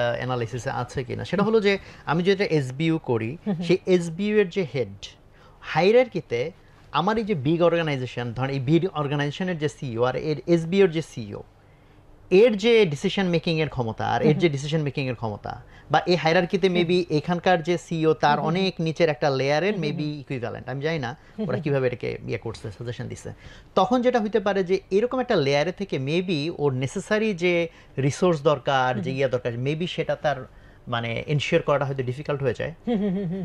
মানে এখানে কেন কোম্পানিগুলো এই ডিসিশনসগুলো নেয় না, আসলে স্টিল আপনার মানে অনেক সময় আমরা ইনটিউটিভলি হয়তো ফিল করছি যে এই রাস্তা দিয়ে যাওয়া ঠিক না, কিন্তু স্টিল আমরা ওই রাস্তা দিয়ে যাই আর কি। মানে এখানে কিন্তু অনেকগুলো হিডেন চ্যালেঞ্জও আছে, যে ক্যানিবালাইজেশন ওয়ান অফ দ্য চ্যালেঞ্জ, মানে ইটস ভেরি হার্ড টু আসলে ইগনোর। আপনি ধরেন এতগুলো টাকা নষ্ট হয়ে যাবে আমার, মানে আমি যে টাকা পাচ্ছি কাস্টমারের কাছ থেকে, ওই টাকা আমি পাবো না, মানে আমি আমার কারণে এটা ফিল করাটা তো ডিফিকাল্ট। আপনার যেমন ধরেন ওই যে জেনারেল কি জানি একটা সিইও আছে না, খুবই বিখ্যাত ছিলেন, কে কোনটার? Welch, Jack Welch. Jack Welch কিন্তু খুবই নটরি, উনি কিন্তু খুবই, ওনার কিন্তু এখন যে ওনার যে ওনাকে নিয়ে যে স্টাডিজ বের হচ্ছে এখন, এগুলো ওনাকে কিন্তু পোর্ট্রে করায় খুবই নেগেটিভলি, মানে ওই যে নিচের লেয়ারের সব, মানে হি ডিস্ট্রয়েড দ্য কোম্পানি, মানে হি ডিস্ট্রয়েড দ্য কোম্পানি। কিভাবে ডিস্ট্রয় করেছেন উনি হচ্ছে, হি এনশিওরড যে ওনার সময়ে কোম্পানিটা ম্যাক্সিমাম রিসোর্স মানে রিটার্ন দেয় ওনার সময়ে, কিন্তু উনি চলে যাওয়ার পরে কি হবে সেটা সাস্টেনেবল হবে কিনা। সে কি করছে, সে হচ্ছে অনেকগুলো ভার্টিক্যালকে সে বিক্রি করে দিছে অথবা এক্সিট করে ফেলছে, যেগুলো পরে অনেক ক্রিটিক্যাল হয়ে গেছে ওই কোম্পানির জন্য। কোম্পানি মানে মানে ওর পর থেকেই সাফার করতেছে এই কোম্পানি। তো এই কারণে হচ্ছে, যেমন আপনি এখন যে সিইও আপনার কোম্পানির, ওই সিইও কে তো আপনি ওনার এখন পারফরমেন্স দিয়ে কিন্তু আপনি মেজার করবেন। কথার কথা, মানে নাম বলা ঠিক হবে না, এখন লার্জ টেলিকম কোম্পানির এখনের যে সিইও, ওনার ইন্টারেস্টটা কি? ওনার ইন্টারেস্টটা, আমার board will call me the best CEO ever for this company, এটাই তো ওনার ওনার তো পার্সোনাল একটা ইন্টারেস্ট আছে কিন্তু। এক্স্যাক্টলি। তো উনি যদি ডিসরাপটিভে ইনভেস্ট করে, ওনার বোর্ড কিন্তু বলবে না, কারণ ওনার বোর্ড তো ইমিডিয়েট রিটার্ন দেখছে। এটা বড় কোম্পানির জন্য একটু মারাত্মক একটা সমস্যা, খুবই সমস্যা। কারণ যে পেইড সিইওরা আসে, সে তো দেখবে যে ভাই আমি আমার টেনুরে আমার সে লং টার্ম জিনিসে তো তার ইনভেস্ট করে লাভ নাই। ইনসেন্টিভ অ্যালাইন করে না তো আপনার, মানে এন্টায়ার, মানে এই বইয়ের একটা ইম্পর্টেন্ট লেসন হচ্ছে, আপনি যদি গুড ডিসিশন মেক করতে চান, তাহলে আপনার ইনসেন্টিভগুলো অ্যালাইন করতে হবে। তো সেজন্য অটোনমাস। আপনি তো লার্জ কোম্পানি হন, যেমন ধরেন উদ্বাসের ক্ষেত্রে আমি ওই যে একটু আগে বলছিলাম, আপনার জন্য ধরেন একটা কি যে ডিফিকাল্ট ডিসিশন আপনাদের জন্য, কোয়াইট ডিফিকাল্ট কিন্তু। কারণ হচ্ছে অনেকে, যেমন আমার ছোট বোন উদ্বাসে করে, কোচিং করে, আমার যেমন আপনি ওই যে যার জন্য আপনি করছিলেন, ও করছে এরকম। আমি অনেকে, তো ও কিন্তু অনলাইনে করছে, ও আম্মু অসুস্থ তো ওখানে চলে গেছে, আমরা এখানে অফলাইনে ভর্তি করেছিলাম, তো আম্মু চলে গেছে, আবার বলে আমরা অনলাইন করে নিছি। এখন পরেরটা হয়তো সে অনলাইনেই করবে। হ্যাঁ, এখন আপনি যদি অনলি অনলাইন অফার করেন, তাহলে তো আপনি একটা সার্টেন অ্যামাউন্ট অফ মানি কিন্তু আপনি losing on that customer. Right, exactly. উদ্বাসের জন্য কিন্তু that's a very painful decision to make. হ্যাঁ, তাই না? এক্স্যাক্টলি। আমরা অ্যাকচুয়ালি এটা নিয়ে আমাদের অনেক মিটিং হয়েছে, যার আউটকাম হিসেবে আমাদের যে উৎকর্ষ নামে আমরা আলাদা একটা ওই যে ক্যানিভালাইজেশন, মানে আমাদের এক্স্যাক্টলি সেম কথা হয়েছে, যে কারণ আমি এখানে ফিজিক্যাল একটা কোর্স ফি হয়তো 20,000 টাকা, সেখানে অনলাইনে একটা জিনিস হয়তো মাত্র 3,000 টাকা। সো এখন একটা 3,000 টাকার কোর্সের কারণে যদি আমি 20,000 টাকার কাস্টমার হারাই, এখন আবার আমি যদি না করি, কেউ না কেউ করবে এবং ও আমাকে খেয়ে দেবে। সো এই জন্য এখন দুইটা ভার্টিক্যালে গেছে, একটা আমরা আলাদা একটা ব্র্যান্ড করা, যে যদি অন্য কেউ খায়, মানে আমি আমার নিজের কম্পিটিটর হই, অন্য কেউ না হোক। আর নাম্বার 2, আমাদের আরেকটা মডেল পরে কাজ করেছে, কম্বো দ্যাট ইজ হচ্ছে, হ্যাঁ, যে ফিজিক্যাল, কারণ হচ্ছে যে এক্সামটা এখন পর্যন্ত অনলাইনে নিয়ে ওটার কোনো ফ্রুটফুল রেজাল্ট পাওয়া যাচ্ছে না, দ্যাটস ওয়াই ফিজিক্যালি এক্সাম। এবং হচ্ছে মানে হ্যাঁ, ইউ আর ট্রু, মানে very right in that sense, যে এইটার দিকে আমরা নজর না রাখতাম, তাহলে কিন্তু অ্যাকচুয়ালি ধরেন করোনার সময় যেমন আমরা তখনও আমাদের ফুল টাইম স্টাফ প্রায় 1,600 না কত, যেরকম অ্যারাউন্ড 2,000। ফলে আমরা তো মানে এমন একটা অবস্থা যে অক্টোবর নাগাদ আমাদের সমস্ত টাকা শেষ হয়ে আমরা আবার ফতুর হয়ে যেতে পারতাম। তো অনলাইনটা পরে হচ্ছে ঘুরে দাঁড়ায়।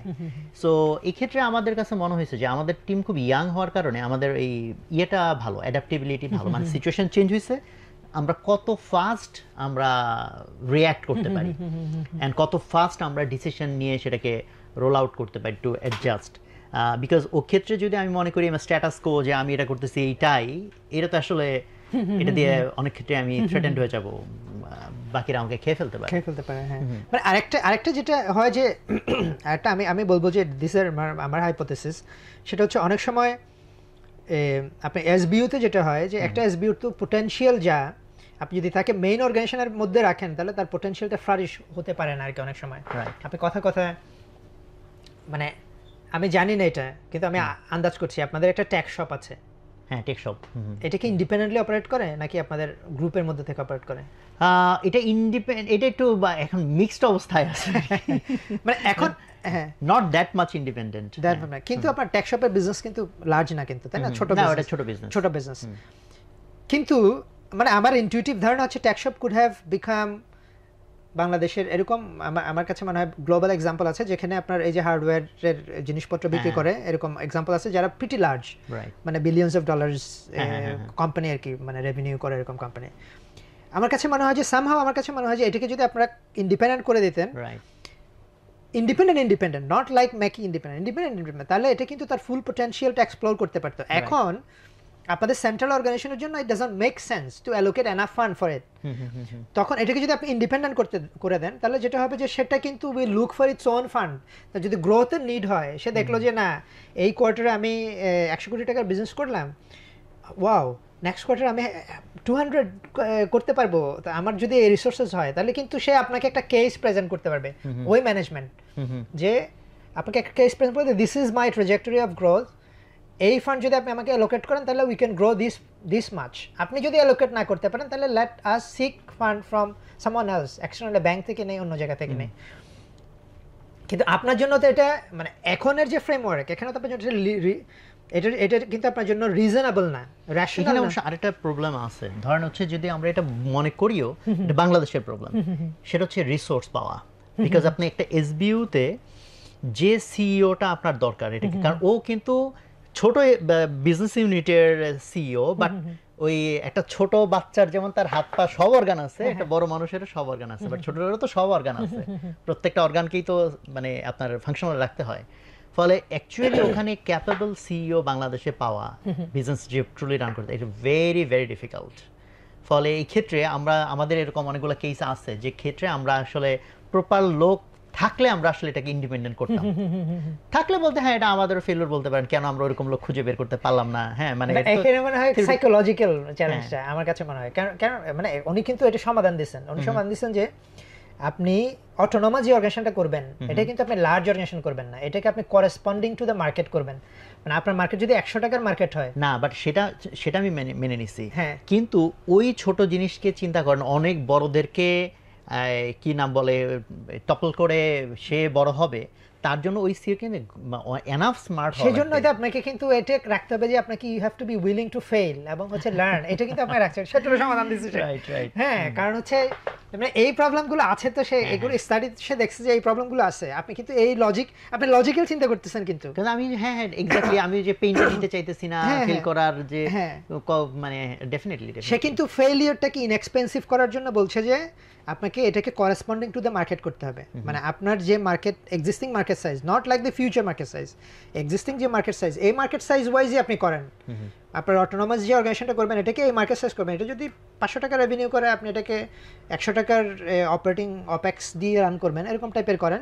বাট আপনি be willing to experiment, learn. মানে যেটা আপনি ধরেন আজকে একটা নতুন অর্গানাইজেশন হলে, মানে উদ্ভাস যখন ডে 1-এ ছিল, আপনি যা করতেন লেট ইট বি। মানে তাইলে আপনি কেন মনে করছেন যে it could not find its own? Sohag ভাই, না ওই যে ওইটাই প্রবলেম বললাম, যে ওই এন্টারপ্রেনিউরিয়াল অ্যাটিটিউডের যে লোক, হ্যাঁ এই লোক খুঁজে বের করা আসলে কিন্তু এটাতে টুক আপনার Udvash 6 years to get to a point যেখানে আপনি you are making enough money. আপনি তো একটা সময় নিয়েছেন না, 8 ইয়ার্স। হ্যাঁ 8 ইয়ার্স টু বিকাম হু আপনার। সেটা তো আমি এন্টারপ্রেনার ছিলাম বলে।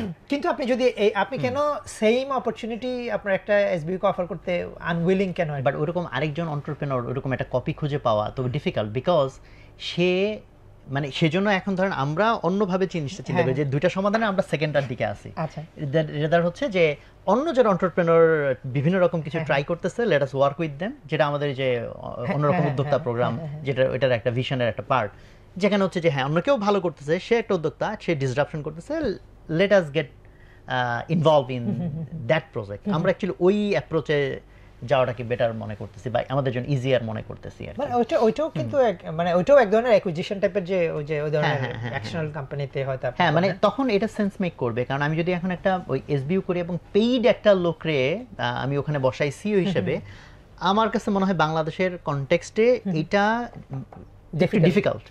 রেদার আমি ধরেন অন্য কেউ এই টাইপের কিছু একটা ট্রাই করতেছে, বরং ওকে মার্চ করে নেওয়া, অ্যাকুইজিশন করে নেওয়া, আই থিংক এটা হয়তো বেশি কাজ করতে পারে, আমার মনে হয়েছে আর কি। মানে হতে পারে, মানে আমি কিন্তু আমি এরকম কোনো এক্সাম্পল আমি আসলে মানে আমাদের মার্কেটে আর কি আমি যেটা দেখলাম না, সেটা হচ্ছে অনেক কোম্পানি কিন্তু এরকম ইনভেস্ট করেছে আর কি। মানে ই কমার্স টেকে আমরা অনেকগুলো কোম্পানি এরকম অ্যানালিসিস করেছি, যেমন আমরা ইনভেস্ট করেছে বলতে কি মানে স্ট্র্যাটেজি এসবিইউ টাইপের আর কি। ইনস্টেড অফ ধরেন ইনভেস্টিং ই কমার্স কোম্পানিতে অথবা একটা কোম্পানিতে, সিমিলার কোম্পানিতে অথবা একটা টেক কোম্পানিতে ইনভেস্ট করা থেকে ওনারা নিজেরাই একটা ওপেন শপ ওপেন করলো। ওগুলা কি সাকসেসফুল হয়েছে? হচ্ছে না, আমি এটাই বলছি যে মানে বাংলাদেশের কনটেক্সটে এটা সাকসেসফুল হবে ভেরি ডিফিকাল্ট। মানে এটা আমার কাছে মনে হয়েছে যে নট বিকজ যে আপনার ধরেন not because of not having people আর কি, মানে এটার কারণে আমার কাছে মনে হয় না যে এটা এগুলো ফেল করেছে। আমার কাছে মনে হয় যে ফেল করেছে যে এক্স্যাক্টলি দ্য সেম প্রবলেম আমরা যে ডিসকাস করতেছি, কারণ হচ্ছে এটা আন্ডার দ্য সেম ম্যানেজমেন্ট, এবং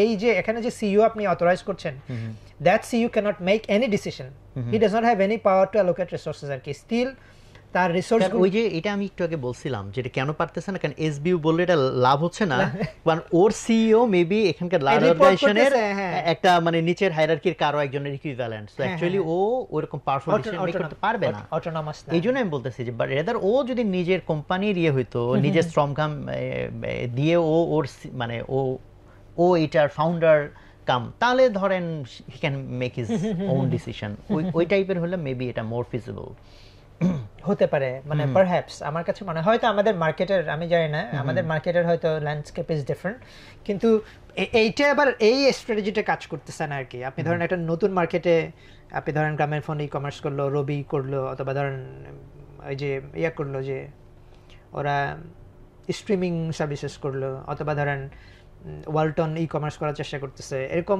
ইনিশিয়েটিভগুলো। বাট ওই যে দেখেন সমস্যাটা এখানে যে আমি একটা এসবিইউ করলাম, সেই এসবিইউর যে সিইও ও রিসোর্স কার কাছে চাইবে? ওই মেইন সিইও থেকে। হ্যাঁ, যদি মেইন সিইওর কাছে চায়, এখন এই মেইন সিইও কি ফাউন্ডার? ওর কি এন্টারপ্রেনিউরিয়াল অ্যাটিটিউড আছে? কারণ এই CEO most of the time large অর্গানাইজেশনের ক্ষেত্রে ও কিন্তু ফাউন্ডার না বা এন্টারপ্রেনিউর না, ও একজন পেইড ম্যানেজার, ফলে ওর ক্যালকুলেশনটার অনেক বেশি ফিউচার ওরিয়েন্টেড না, প্রেজেন্ট ওরিয়েন্টেড। হ্যাঁ, ফলে দেখছেন এই প্রবলেমটা হচ্ছে এখানে এসে আবার সেম প্রবলেম। হ্যাঁ, এখন আমি যে ছোট ছোট এতগুলো এসবিইউ করি, মূল যে ফাউন্ডার বা অথবা যে ইনভেস্টর, এবং মোস্ট অফ দ্য কেস বড় কোম্পানির ক্ষেত্রে তো ওয়ান সিঙ্গেল ইনভেস্টরস না, এই এসবিইউর যে সিইও ওর ওই মেইন ইনভেস্টরদের কাছে নক করে রিসোর্স নেওয়ার মেবি হচ্ছে অপশন থাকে না। হ্যাঁ, দিস আর চ্যালেঞ্জেস। মানে স্টিল আপনার ওই ম্যানেজমেন্ট ডিসিশনস গুলোকে আপনার you have to figure out and structure. মানে বেশিরভাগ অর্গানাইজেশন তো আসলে ফাংশনাল অর্গানাইজেশন, মানে উনি এটাও একটা, মানে উনি একটা সমাধান অফার করেছেন, সেটা হচ্ছে মোস্ট কোম্পানিজ আর ফাংশনালি ডিজাইনড আর কি। ফাংশনালি মানে হচ্ছে ধরেন আপনার অ্যাকাউন্টসের একটা টিম থাকে, আপনার এইচআর এর একটা টিম থাকে, এটা থাকে, আবার হচ্ছে হয়তো কয়েকটা এসবিইউ আছে, তারা শেয়ার্ড রিসোর্সেস আর কি। তো উনি ডিপার্টমেন্টাল অর্গানাইজেশন টাইপের একটা মডেল কথা বলছিলেন, যেখানে প্রত্যেকটা ডিপার্টমেন্টের জন্য পিএনএলটা আলাদা হবে আর কি। সো ইউ জাজ দিস ডিপার্টমেন্ট হচ্ছে ওই পিএনএল এর বেসিসে। আপনি ধরেন আপনি কথা ট্যাক্স শপকে রিসোর্স অ্যালোকেশন হবে, বাট তাদের একটা পিএনএল থাকবে। ইফ ইউ সি যে দে আর গ্রোয়িং, তাহলে স্টিল আপনি র্যাশনালি ডিসিশন মেক করেও তাকে রিসোর্স অ্যালোকেট করতে পারেন, ওরকম টাইপের একটা ব্যাপার থাকে আর কি। কিন্তু ওখানেও আবার অর্গানাইজেশনাল টুইকের ব্যাপার আছে আর কি। আপনি ধরেন মেইন ডিসিশন মেকিং এ আপনি কিভাবে ডিসিশনটা নিচ্ছেন, ওই জায়গাগুলোতে থাকে আর কি। ওকে, সো এখন আমি যদি এরকম, তাহলে আমরা তো মোটামুটি বইয়ের একটা মোটা দাগে ক্যানভাস পেয়ে গেলাম, যদিও ভিতরে তো আসলে অনেক ফ্রেমওয়ার্ক, প্রায় আমি দেখলাম 350 পাতার বই। হ্যাঁ, বেশ, মানে অনেক কিছু এখান থেকে নেওয়ার আছে। তো আমি একটু আলোচনাটাকে আরেকটা ইয়েতে একটু নিতে চাই, আরেকটা ডাইমেনশন নিতে চাই। সেটা হলো যে আমাদের এই যে লেসনগুলা, যেটা হচ্ছে যে আমরা এখন কোম্পানির ভিতরে চিন্তা করলাম। কোম্পানি বলতে বাই ডিফল্ট আমরা ধরে নিয়েছি business organisations, but what about business অর্গানাইজেশনের বাইরের অর্গানাইজেশন, যেমন ফ্যামিলি, এটা একটা অর্গানাইজেশন, বা রাষ্ট্র, এটা একটা অর্গানাইজেশন, বা ধরেন সোশ্যাল অর্গানাইজেশন একটা অর্গানাইজেশন।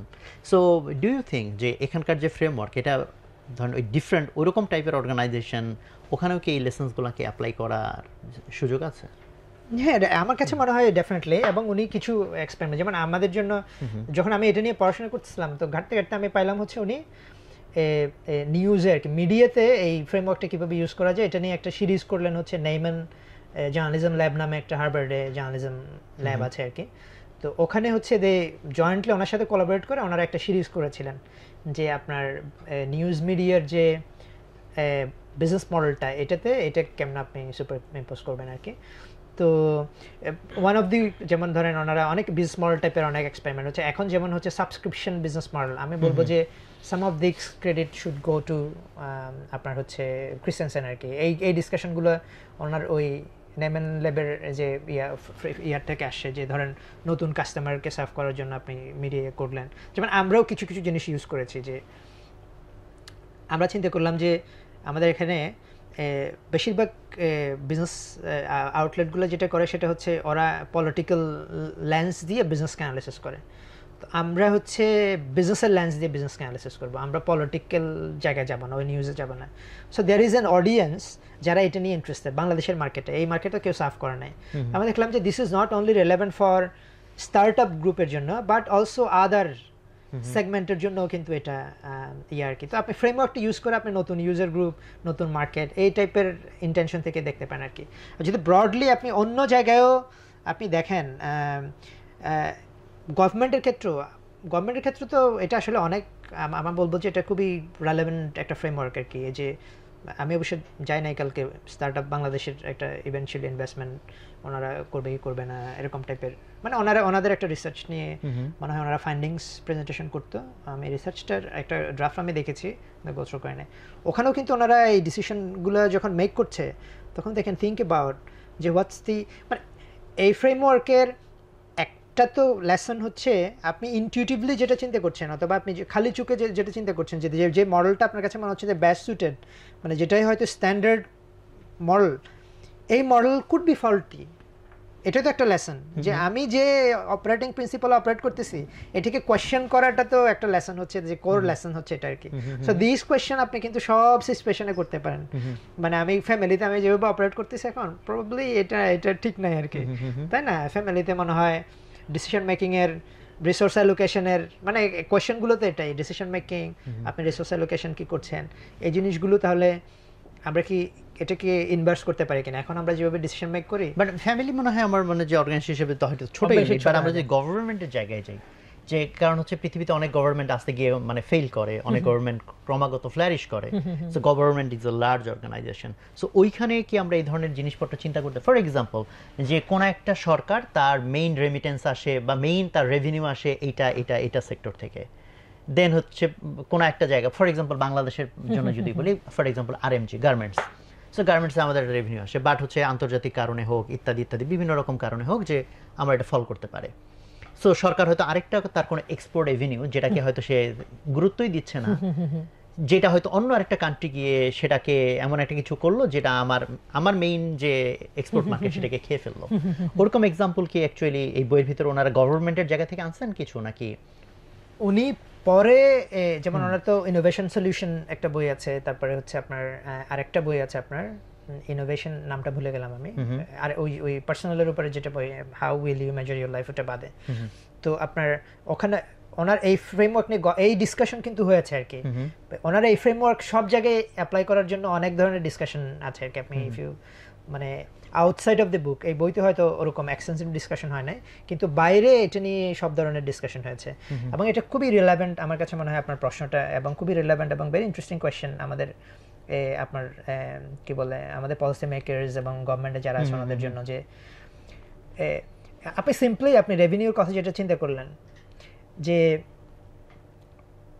আমি যদি বলি যে এই যে আমাদের এখানে স্টার্টআপ নিয়ে কিন্তু অনেক ধরনের কথা হচ্ছে, আমরা স্টার্টআপ কেমনে বেশি বানাতে পারি, এই ধরনের অনেক কথা হচ্ছে, কিন্তু আপনি চিন্তা ভাবনাগুলো হচ্ছে খুবই কমফোর্টেবল লাইনে আর কি। মানে আমি যেটা গ্লোবালি যেটা নিয়ে আলোচনা হচ্ছে, আমরা জাস্ট ট্রেন্ড ফলো করতেছি আমরা সামহাউ, ধরেন ইনফ্যাক্ট গ্লোবালি না আসলে, মানে আমাদের লোকাল যারা এটা করছেন, মানে ধরেন গভর্নমেন্টে যারা করছেন তাদের জন্য যেটা কনভেনিয়েন্ট এটা ওনারা করার চেষ্টা করছেন, because that's the establish framework ওনারা ইউজ করেন। কিন্তু কথার কথা আমাদের এখানে বিজনেস শুরু করাটা কোয়াইট এক্সপেন্সিভ। আপনার ট্রেড লাইসেন্স ফিস থেকে শুরু করে বিভিন্ন জায়গায় আপনার যেতে হয়, আপনার রেজিস্ট্রেশন ফিস থেকে শুরু করে আপনাদের এভরি ইয়ার আপনাকে ট্রেড লাইসেন্স রিনিউ করতে হয়। আপনি 5 ইয়ার্স করে দিতে পারেন, 10 ইয়ার্স করে দিতে পারেন, একসাথে ফি নেন, অথবা আপনি কোম্পানি রেজিস্ট্রেশনের জন্য আপনি এটাকে ফ্রি করে দিতে পারেন, অথবা কম খরচ করে দিতে পারেন, অথবা আপনার ধরেন কোম্পানি করলেই আপনাকে রেভিনিউ করেন না করেন আপনাকে অডিট করতে হবে, এগুলো আপনি মওকুফ করে দিতে পারেন। এখন এখানে যে থিঙ্কিংটা কাজ করে সেটা হচ্ছে গভর্নমেন্ট থিংস, যে ট্রেড লাইসেন্স করতে গিয়ে যে ফিজ আমি পাই, that's a source of my revenue. But যদি আপনার এখানে সাকসেসফুল কোম্পানির সংখ্যা বেশি হয়, তাহলে আপনি যে রেভিনিউ ওখান থেকে আর্ন করবেন এটা তো এটার তুলনায় আসলে নস্যি, তাই না? কিছুই না। কিন্তু আপনি এই অল্টারনেটিভ থিঙ্কিংটা কিন্তু সে করতে পারছে না, কারণ ওই যে অনেকটা আপনার ইয়ার মতো, ক্যাশ ইজ লাইক ওপিএম এর মতো আর কি। আপনি অলরেডি যে ক্যাশ পাচ্ছেন ওটাতে আপনি এমন ভাবে সাবমার্জড, হ্যাঁ সাবমার্জ, এবং আপনি অলওয়েজ চিন্তা করছেন, এখন আমরা অলওয়েজ কি চিন্তা করছি government, how can we increase VAT tax. আমি এক্স্যাক্ট সেম এক্সাম্পলটা দিতে পারি। আমার একদম মানে ভালো একটা মানে উদাহরণ মাথায় আসলো। আমাদের ই কমার্সের ক্ষেত্রে এই গত 2-3 বছর আগে সরকার একটা রুল করলো যে আমাদেরকে সোর্সে ট্যাক্স কর্তনকারী সত্তা হিসেবে ঘোষণা করা হয়েছে। তার মানে হলো যে ধরেন রকমারিতে প্রায় কয়েক হাজার পাবলিশার বই বিক্রি করে, ফলে এই কয়েক হাজার পাবলিশারের যে এআইটি মানে সোর্স ট্যাক্স বা অ্যাডভান্স টিডিএস যেটাকে বলে, ট্যাক্স ডিডাক্টেড অ্যাট সোর্স, এই ট্যাক্সটা কেটে ওই ডকুমেন্ট সরকারকে দিতে হবে, আর হচ্ছে সেই ডকুমেন্ট ইয়েকে বুঝাই দিতে হবে। এখন বাংলাদেশের এই হাজার হাজার পাবলিশারের মধ্যে মানে 3 নাম্বার তো ট্যাক্সের ইয়ে তো দূর কথা, ট্রেড লাইসেন্সে অনেকের নাই। এখন আমি আমার ব্যবসা এবং আমাদের 1 বছরের সিগনিফিক্যান্ট গ্রোথ হ্যাম্পার্ড হয়েছে জাস্ট এই পলিসির কারণে, যে আমাদের গিয়ে এই আমার যারা পাবলিশার যারা বই সাপ্লাই করে এদেরকে গিয়ে এদের সাথে প্রচুর ঝগড়া বিবাদ মারামারি বলতে নট লিটারাল সেন্স মানে করে যে ভাই আপনাকে ট্যাক্সের টাকা কাটতে হবে, কেন ভাই ট্যাক্সের টাকা কাটতে হবে, আমি তো এটা না সেটা না। এবং তার চেয়েও যেটা সমস্যা সেটা হচ্ছে যে ট্যাক্সের যে রেট 3%, 5%, 7%, তিনটার 3 রকম স্ল্যাবে।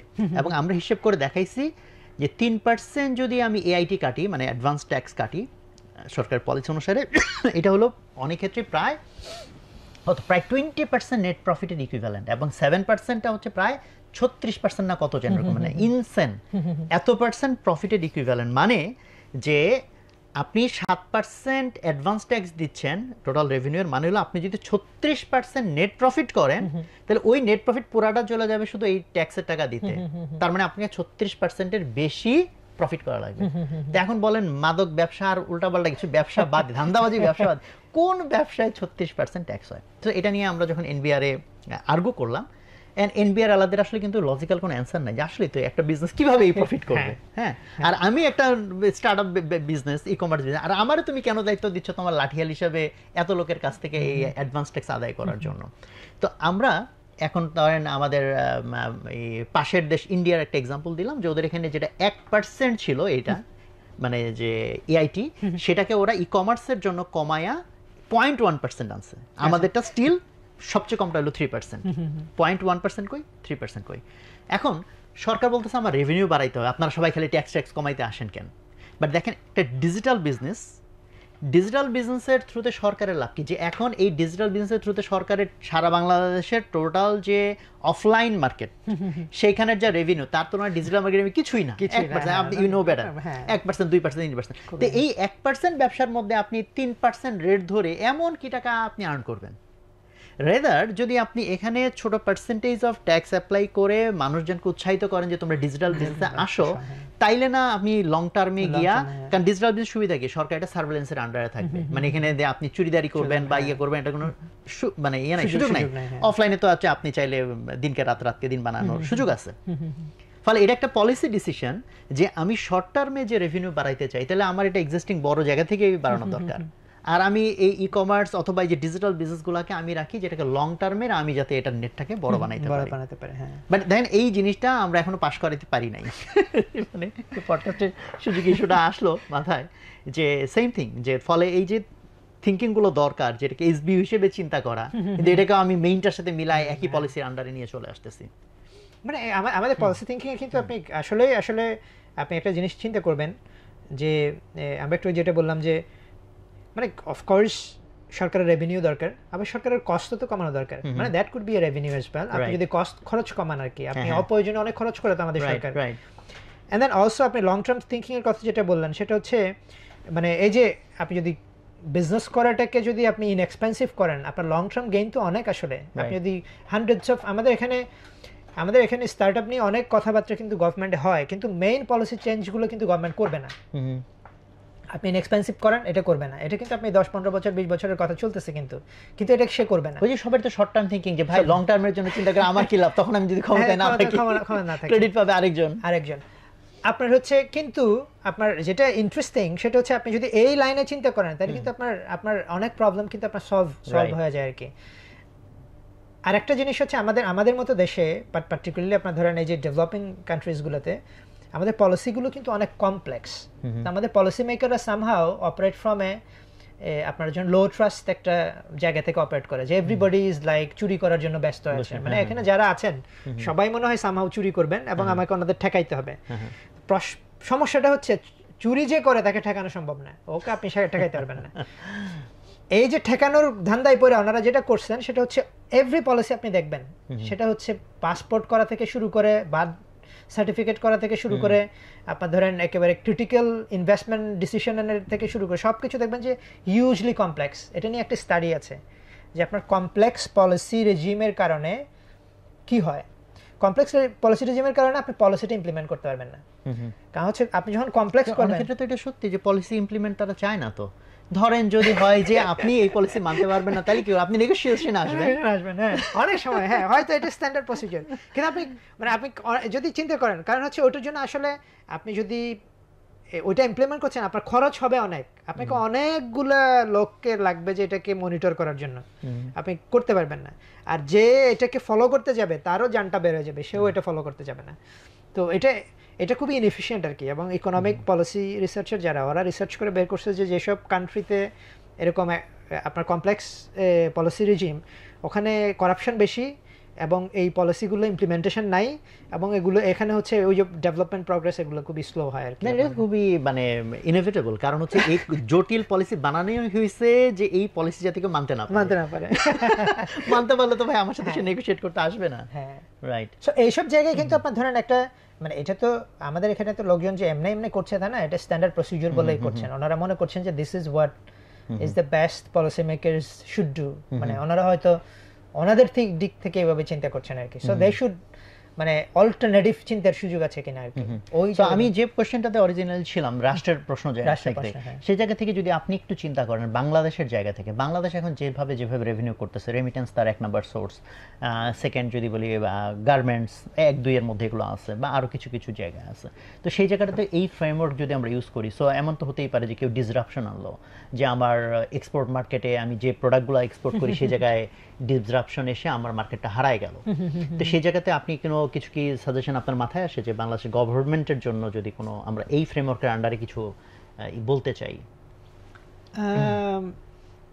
মানে আরেকটু যদি স্পেসিফিক বলেন, যেমন ধরেন মানে চ্যালেঞ্জেস এর ব্যাপারে আমাদের অ্যাওয়্যার হওয়া দরকার এরকম অ্যাঙ্গেল থেকে। হ্যাঁ, যেমন ধরেন যেটাতে আমি সাকসেসফুল হচ্ছি, ধরেন আরএমজি, সেটাই আমার ফেলিউরের কারণ হতে পারে। হ্যাঁ, যে আমি খুব সুন্দরভাবে আরএমজি চালাইতেছি, বা আমি ধরেন এক্সপোর্ট মার্কেট, লাইক এক্সপোর্ট বলতে হচ্ছে ম্যান পাওয়ার। হ্যাঁ, আমাদের দেশের লোকজন যেসব জায়গায় জায়গায় যাচ্ছে, যেসব জায়গায় হেভিলি আমাদের লোকরা আমরা এক্সপোর্ট করতেছে, এবং আমরা খুশি যে আমরা খুব ভালো।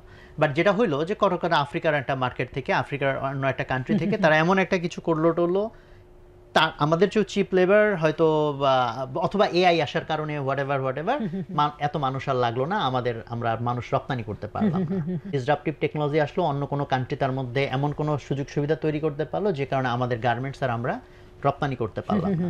দ্যাট ইজ কোম্পানির মতো করে চিন্তা করলে আমি যেখান থেকে রেভিনিউ আর্ন করতেছিলাম সেই রেভিনিউটা হারাই গেল অন্য কোনো একটা কান্ট্রির কোনো একটা পলিসির কারণে, সে ডিসরাপটিভ কোনো একটা কিছু করলো বলে।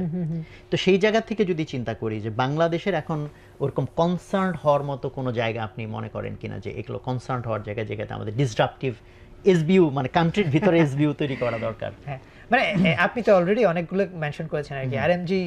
আরএমজি তো আসলে মানে it's a questionable industry of course. আপনার ধরেন all the owners are very rich and all the employees are very poor. মানে দিস ইজ লাইক, মানে এটা দুনিয়াতে এরকম কোন ইন্ডাস্ট্রি আছে আমার মনে হয় না আর কি, মানে এরকম আর কি। হয়তো ইন্ডাস্ট্রিয়াল রেভলিউশনের সময় হয়েছিল, যে শুরুর সময় একেবারে শুরুতে, বাট এরপরে হয়তো না আর কি। বাট এটা আমাদের অবশ্যই অফকোর্স এটা আমাদের জন্য খুবই ইম্পর্টেন্ট ইন্ডাস্ট্রি, আমাদের ফরেন কারেন্সি আর্ন করতেছে, all this are good. But এটা তো মানে এআই আসছে, অটোমেশন হচ্ছে, হয়তো আমরা এগুলো অ্যাডপ্ট করে ফেলবো, অ্যাডপ্ট করে হয়তো আমাদের RMG will get to somewhere, কিন্তু স্টিল দ্যাটস রিস্ক। আর ধরেন ম্যান পাওয়ার, আমরা যেমন কিছুদিন আগে আমরা একটা এই মাইগ্রেন্ট ওয়ার্কার নিয়ে কাজ করে এরকম টেকনোলজি প্রোডাক্ট বানাইছে, এরকম কোম্পানি ফিচার করছে। আমার সাথে কথা হচ্ছিল যে গ্লোবালি তো এখন রাইট উইং পলিটিক্স এবং ইমিগ্রেশন, অ্যান্টি ইমিগ্রেশন সেন্টিমেন্ট হচ্ছে আর কি। হয়তো next decade will be very difficult, যে মাইগ্রেন্ট ওয়ার্কারদের জন্য will be difficult. Could be ডিফারেন্টও হতে পারে, কারণ ইউরোপে ডিপপুলেশন হচ্ছে, আপনার অনেক লোকজন লাগবে। কিন্তু ব্রডলি আমার কাছে মনে হয় যে মানে এই ফ্রেমওয়ার্ক থেকে যে গভর্নমেন্ট যে লেসনটা নিতে পারে সেটা হচ্ছে এই ফ্রেমওয়ার্ক তো আসলে সর্ট অফ মানে এ লিটল বিট এটা ইনহেরেন্ট লেসন হচ্ছে কাম আউট অফ দি আপনি যে কমফোর্টেবল একটা জোনের মধ্যে আছেন, মানে ইউ ফিল লাইক আপনি মুভিং রাইট ডিরেকশনে, আপনি ধরেন আরএমজিতে অনেক ইনভেস্টমেন্ট আনবেন, আপনি রেমিটেন্সের অনেক কিছু করবেন, আপনি নতুন নতুন দেশের সাথে চুক্তি করছেন, মানে দিজ আর এস্টাবলিশ এবং কমফোর্টেবল জায়গা আর কি। আমরা government should also think a little radically in a way যে ক্যান উই থিঙ্ক অ্যাবাউট অন্য কিছু, কুড বি আপনার ধরেন যদি ম্যান পাওয়ারও হয় তাহলে হচ্ছে আমরা হয়তো মোর এডুকেটেড মোর হাই স্কিলড লোকজনকে আমরা করতে পারি কিনা, হুইচ ইজ লাইক কমন সবাই বলছে। আমি আবার এটা শুনে একটা নতুন কথা মনে পড়লো, সেদিন একটা ডিসকাশনে আমি মজা করে বলছি যে এই যে এআই টাই চলে আসছে, তো এআই এর কারণে তো প্রচুর জব টব চলে যাবে, তাহলে আমরা কোথায় নিজেকে আপস্কিল করব, কোন কোন দক্ষতা আমি বাড়াইলে তাহলে রাষ্ট্র একটু নিরাপদ হবে। আমি বললাম যে আমরা যদি আরো ডাউন স্কিল করি, কারণ হচ্ছে মজা করে যদি বলছি, বাট এটা সাম ট্রুথ আর দেয়ার। কারণ দেখেন যে এআই এখন এসে মানুষের কগনিটিভ যে জায়গা, তার চিন্তার জায়গা, তার কল্পনার জায়গা, এটা তো এমন ভাবে খেয়ে ফেলতেছে দেখেন, অলমোস্ট মানে এটা আনবিলিভেবল। হ্যাঁ, রেদার যারা একেবারে ধরেন একদম ওই যে জব করে, লাইক মানে ধরেন এই যে কার্পেন্টার, হ্যাঁ মানে একদম যেগুলোকে আমরা খুবই ছোট স্কিল মনে করি, বরং তাদের জব অন্তত আমাদের চেয়ে মানে যারা উচ্চতর কাজ করে তার চেয়ে হয়তো বেশি দিন টিকে থাকবে, হয়তো ওটাও ইভেন্চুয়ালি চলে যাবে। সো এটা যদি মজা করে বলছি, বাট আমার কাছে মনে হইতেছিল যে না এটা অনেকেই বলছে, কিন্তু আপনার এই যে আমি কালকে একটা পডকাস্ট শুনতেছিলাম যে আপনার এই যে অ্যান্থ্রপিকের একজন বলছিল যে নেক্সট 5 ইয়ার্স যে almost 100% white collar job automate হয়ে যাবে, মানে we all will go out of আমাদের বিজনেস নাই আর কি, মানে সেটা ক্ষেত্রে আর কি। মানে এখন আপনি ধরেন ওই যে আপস্কিলিং এর যে বিষয়টা, নাও দ্যাটস এ কোয়েশ্চেন যে আপনি কোন বিষয়ে আপস্কিল করবেন। আপনি ভালো কার্পেন্টার বানাইলেন, হয়তো ভালো আপনার অন্য এরকম বেসিক স্কিলে করলেন, মানে ইউনিট আমাদের হয়তো একটা তো হচ্ছে মানে এআই এর ক্লেম গুলো তো আসলে অনেক লম্বা সময় ধরে হচ্ছে আর কি, মানে এআই ইজ লাইক ধরেন এখন অনেক বছর ধরে, তো 80s 70s এর থেকে তো এআই এর ডেভেলপমেন্ট গুলো শুরু হয়েছে। সো এই ধরনের একটু হয়তো এক্সপেকটেশন অ্যালাইন করে উই হ্যাভ টু থিঙ্ক যে না কোন কোন জায়গায় আর কি। But at the same time আমার কাছে মনে হয় যে যেমন আমাদের এখানে ইটস অলসো ইনোভেটর্স ডিলেমার মতো, আমাদের কিন্তু ওই যে লেদার নিয়ে অনেক কথাবার্তা হয়, লেদার এজ অ্যান ইন্ডাস্ট্রি, আমাদের লেদারে কম্পিটিটিভ অ্যাডভান্টেজ আছে, লেদারে আমাদের অনেক ধরনের বেনিফিট আছে, কিন্তু লেদার এখনো কোথাও যাচ্ছে না। অনেক বছর ধরে কিন্তু লেদার নিয়ে কাজ করছে আর কি, প্রতি বছরই একটা অ্যাম্বিশন থাকে যে আমরা নেক্সট ইয়ার থেকে লেদার আমাদের হবে হচ্ছে 2 নাম্বার, আরএমজির পরে হচ্ছে আমাদের লেদার হবে will be the second largest industry. ওটা কিন্তু হয়ে ওঠে নাই আর কি। তো আমার কাছে মনে হয় দ্যাটস অলসো পার্টলি যে পলিসি ফেলিয়ার। আপনি ধরেন অনেকটা ইনোভেটর্স ডিলেমা আপনি ডিরেক্টলি কানেক্ট করতে পারেন আর কি এক্সাম্পলের সাথে, it's not working because some other industries are working আর কি, ওই কারণে, এবং ওই পলিসির স্ট্যান্ডার্ড থেকে হয়তো আমরা চিন্তা করতেছি। অ্যান্ড সিমিলারলি আপনার হচ্ছে মানে ওইটাই আসলে কারণ হচ্ছে সরকার তখন যে আরএমজি মানে যে কোনো একটা ইস্যু হলে যে আরএমজির লোকজন কি মনে করবে এটাকে যত আমরা প্রাধান্য দেই, আমি তো অন্য ইন্ডাস্ট্রিগুলোকে সেটা দিচ্ছি না ওরকম টাইপের আর কি। এরকম আপনি হয়তো আমাদের কম্পিটিটিভ অ্যাডভান্টেজ আছে, এরকম টাইপের অনেকগুলো জায়গা আছে যেখানে আমরা হয়তো ইনভেস্ট করতে পারি, but in order to do that আমাদেরকে ডিকাপল করতে হবে আর কি ওই জায়গাগুলো। হয়তো আমি লেদারকে আপনি এখন যেভাবে ম্যানেজ করতেছেন, যেভাবে রিসোর্স অ্যালোকেট হচ্ছে, যেভাবে পলিসি ডিসিশন হচ্ছে, ওই পলিসি ডিসিশনগুলোকে আপনার হয়তো আপনার করতে হবে যে কি বলে ডিকাপল করতে হবে যে এক্সিস্টিং পলিসি থিঙ্কিং এর থেকে। আমার মনে হয় Singapore is a very good example আর কি। আমি সিঙ্গাপুরের ব্যুরোক্রেসি ইজ লাইক মানে বলা হয় যে one of the most competent bureaucracy in the world আর কি, এবং ইনফ্যাক্ট প্রাইভেট সেক্টর থেকে সিঙ্গাপুরের ব্যুরোক্রেসি অনেক বেশি স্কিলড এবং আর কি। আমি কয়দিন আগে ওই যে একটা ওদের হচ্ছে একটা ম্যাগাজিন বের হয় কমপ্লেক্সিটির উপরে আর কি সিঙ্গাপুরের, তো কমপ্লেক্সিটি ওটা পড়তেছিলাম আর কি। মানে ইটস লাইক মানে খুবই হাই লেভেলের থিঙ্কিং আর কি। ধরেন আপনার ইন্টারকানেক্টেড ডিপার্টমেন্ট কীভাবে কোঅর্ডিনেট করে, কীভাবে ইনোভেট করে, এই জিনিসগুলো আর কি। আমার কাছে মনে হয় যে ইম্পর্টেন্ট জায়গাটা ওখানে যে আমাদের ব্যুরোক্রেসিতে যে লাইনের থিঙ্কিং এবং ডিসিশন মেকিং হয়, যে ডিসিশন মেকিং হচ্ছে আমাদের কারেন্ট রেজাল্ট প্রডিউস করতেছে, লেসনটা হচ্ছে তো can we create something on the side যেটা will thinking opposite of that, inverse আর কি, মানে রাইট ডিসিশনের ইনভার্স চিন্তা করবে। কথা এখন হচ্ছে আমাদের বিডাতে যে চিন্তা ভাবনা হচ্ছে এটার উল্টাটা চিন্তা করবে। বিডাতে এখন যে সেক্টরগুলোকে প্রায়োরিটি দেওয়া হচ্ছে এটার উল্টা সেক্টরগুলোকে প্রায়োরিটি দেখবে। বিডা এখন প্রায়োরিটি দিচ্ছে একটা কথা যেমন একটা রিপোর্ট আপনি দেখেছেন কিনা যে লোকাল ইনভেস্টমেন্ট মোর এমপ্লয়মেন্ট ক্রিয়েট করে ইন্টারন্যাশনাল থেকে, কিন্তু ইন্টারন্যাশনালের জন্য ফ্যানফেয়ার অনেক, লোকাল ইনভেস্টমেন্টকে এনকারেজ করার জন্য অত ফ্যানফেয়ার নাই, অত নাই আর কি। এটা নিয়ে অনেক রিপোর্ট হয়েছে আর কি বিডা সামিটের পরে। তো can you think about that? মানে দ্যাটস কিন্তু ভেরি গুড কোয়েশ্চেন, যে বিডার থেকে কি আপনি এটা চিন্তা করতে, বিডা তো আসলে নট ইন্টারন্যাশনালের জন্য না, লোকালের জন্য। তো বিডার থেকে এটা আপনি একটা উইন্ডো ওপেন করতে পারেন। আমরা তো রিসেন্টলি দেখলাম বাংলাদেশের কত লোকের কাছে হাজার হাজার কোটি টাকা, আমরা তো কষ্ট করে বিদেশে টাকা আসছি, হ্যাঁ দেশের মধ্যে খুঁজে বের করলে তো হয় না। বেশি ভাবে অনেক কোম্পানি তো আসলে অনেক হাজার কোটি টাকা এফডিআর, কোম্পানি তো কোম্পানি, ইভেন ব্যক্তিরাই তো শুনছি 400 কোটি টাকার মালিক, ও এত হাজার কোটি টাকা, হ্যাঁ রাইট, এরকম টাইপের আর কি। সো আমার কাছে মনে হয় যে ওই জায়গাগুলোতে কিছু রেডিক্যাল থিঙ্কিং দরকার, এবং ওটা আসলে মোর ইম্পর্টেন্টলি একটা ব্যুরোক্রেসির আপনার of the standard quality of bureaucracy, ওটাও কিন্তু একটা কোয়েশ্চেন আর কি। আপনি কারণ ওই যে মূল সমস্যা ওটাই দাঁড়াইছে যে লং টার্মে চিন্তা করব, এইটা তো আসলে কেউ চিন্তা করতে মানে করাটা ডিফিকাল্ট, যে সবাই শর্ট টার্মে তো রেজাল্ট আনতে চাচ্ছে, দেখাইতে চাচ্ছে, বা যারা আছে যখন যেটা নিয়ে করতেছে, ভাই আমি তো কয়দিন থাকবো না থাকবো, সো এত লম্বা জিনিস হাত দিয়ে আমার লাভ কি, সো এটা অ্যাকচুয়ালি একটা প্রবলেম। হ্যাঁ মানে যেমন সিঙ্গাপুরের কথা জানেন, সিঙ্গাপুর কিন্তু আমি মানে এটা হয়তো আপনি জানেন হয়তো খুবই ওয়েল এস্টাবলিশ, যে ওরা অয়েল এক্সপোর্ট করে। ওরা কিন্তু ওদের অয়েল, ওরা তো কিছু অয়েল কই পাবে ওরা, তাই না? ওরা কি করে অয়েল ইম্পোর্ট করে, ওটা পরিশোধন করে তারপরে এক্সপোর্ট করে। মানে এটা তো খুবই ইন্টারেস্টিং আইডিয়া যে না আমার কিছু নাই, আমি আই উইল ডু দিস।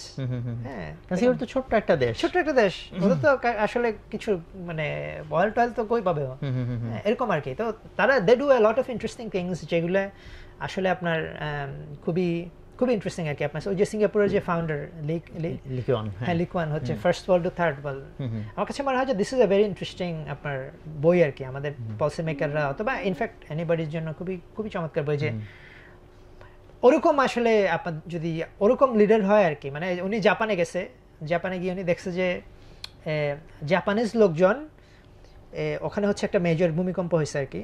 তো জাপানিজ লোকজন এত ডিসিপ্লিন এবং এত এত আপনার ধরেন কোঅপারেটিভ, এত সাপোর্টিভ টু ইচ আদার, মানে উনি গিয়ে খেয়ে গেছে আর কি। কারণ হচ্ছে ওনাদেরকে তো ওই যে মালয়েশিয়া থেকে বাইর করে দেওয়ার একটা এসোটারিক স্টোরি, আমি স্টোরিটা কারেক্টলি জানি না, যে ওনারা খুবই লেজি টাইপের, এই জন্য বাইর করে দিচ্ছে, এরকম টাইপের একটা স্টোরি আছে। তো উনি এটা দেখার পরে উনি বললো যে আমি এই কালচারাল জিনিসটা, how can I take this to Singapore, আমি কেমনে আমাদের সিঙ্গাপুরকে আমি এরকম কালচারালি বানাবো, যে যেখানে এভরিবডি ইজ কোঅপারেটিভ, সবাই অনেক লাইন ডিসিপ্লিন মেনটেন করে, ভূমিকম্প সবাই মরে যাচ্ছে কিন্তু হুড়োহুড়ি নাই, এরকম টাইপের। তো নাও এরকম লিডার, উনি এটা চিন্তা করছে এবং ওটাকে উনি ফ্রেমওয়ার্ক বানাইছে, ওটাকে উনি ইমপ্লিমেন্ট করছে, এরকম টাইপের আর কি। মানে হি টুক আপনার ধরেন যেমন উনি আমেরিকান ব্যুরোক্রেসি নিয়ে ওনার অনেক ফ্যাসিনেশন ছিল, যে আমেরিকা এটার একটা রিজন হচ্ছে ওদের পলিটিক্যাল লিডারশিপ যতটা না কম্পিটেন্ট, এর থেকে ব্যুরোক্রেসি যেটা আসলেই সরকার রান করে, ওরা অনেক কম্পিটেন্ট। মানে এটার আবার আপনার মেমোরি, মানে আপনার যে পলিটিক্যাল লিডারশিপ, ওরা তো আসে আর যায়, বাট এই ব্যুরোক্রেসি তো মেমোরিটা, হ্যাঁ মেমোরিটা লঙ্গার, এবং এটা তো থাকেই part of the deep state. হ্যাঁ ডিপ স্টেট। তো ওইটার কারণে হচ্ছে আপনার ধরেন উনি দেখলো যে, তো উনি তখন চিন্তা করলো যে উনি বললো যে আমরা সিঙ্গাপুরের যে ব্যুরোক্রেসিটা হবে, এটা হবে ওয়ার্ল্ড ক্লাস, এবং এটা হচ্ছে কম্পিট করবে হচ্ছে গ্লোবাল স্ট্যান্ডার্ডে। তো ওনারা ওটা করছে। আপনার ধরেন যেমন আমি ওই যে কয়দিন আগে এই যে আমেরিকান কথা আসছে, আমেরিকান এই মিলিটারির একটা লোকের ইন্টারভিউ পড়তেছিলাম আর কি, লার্নিং রিলেটেড জিনিসপত্র পড়তেছিলাম আমি, এক্সপার্টাইজ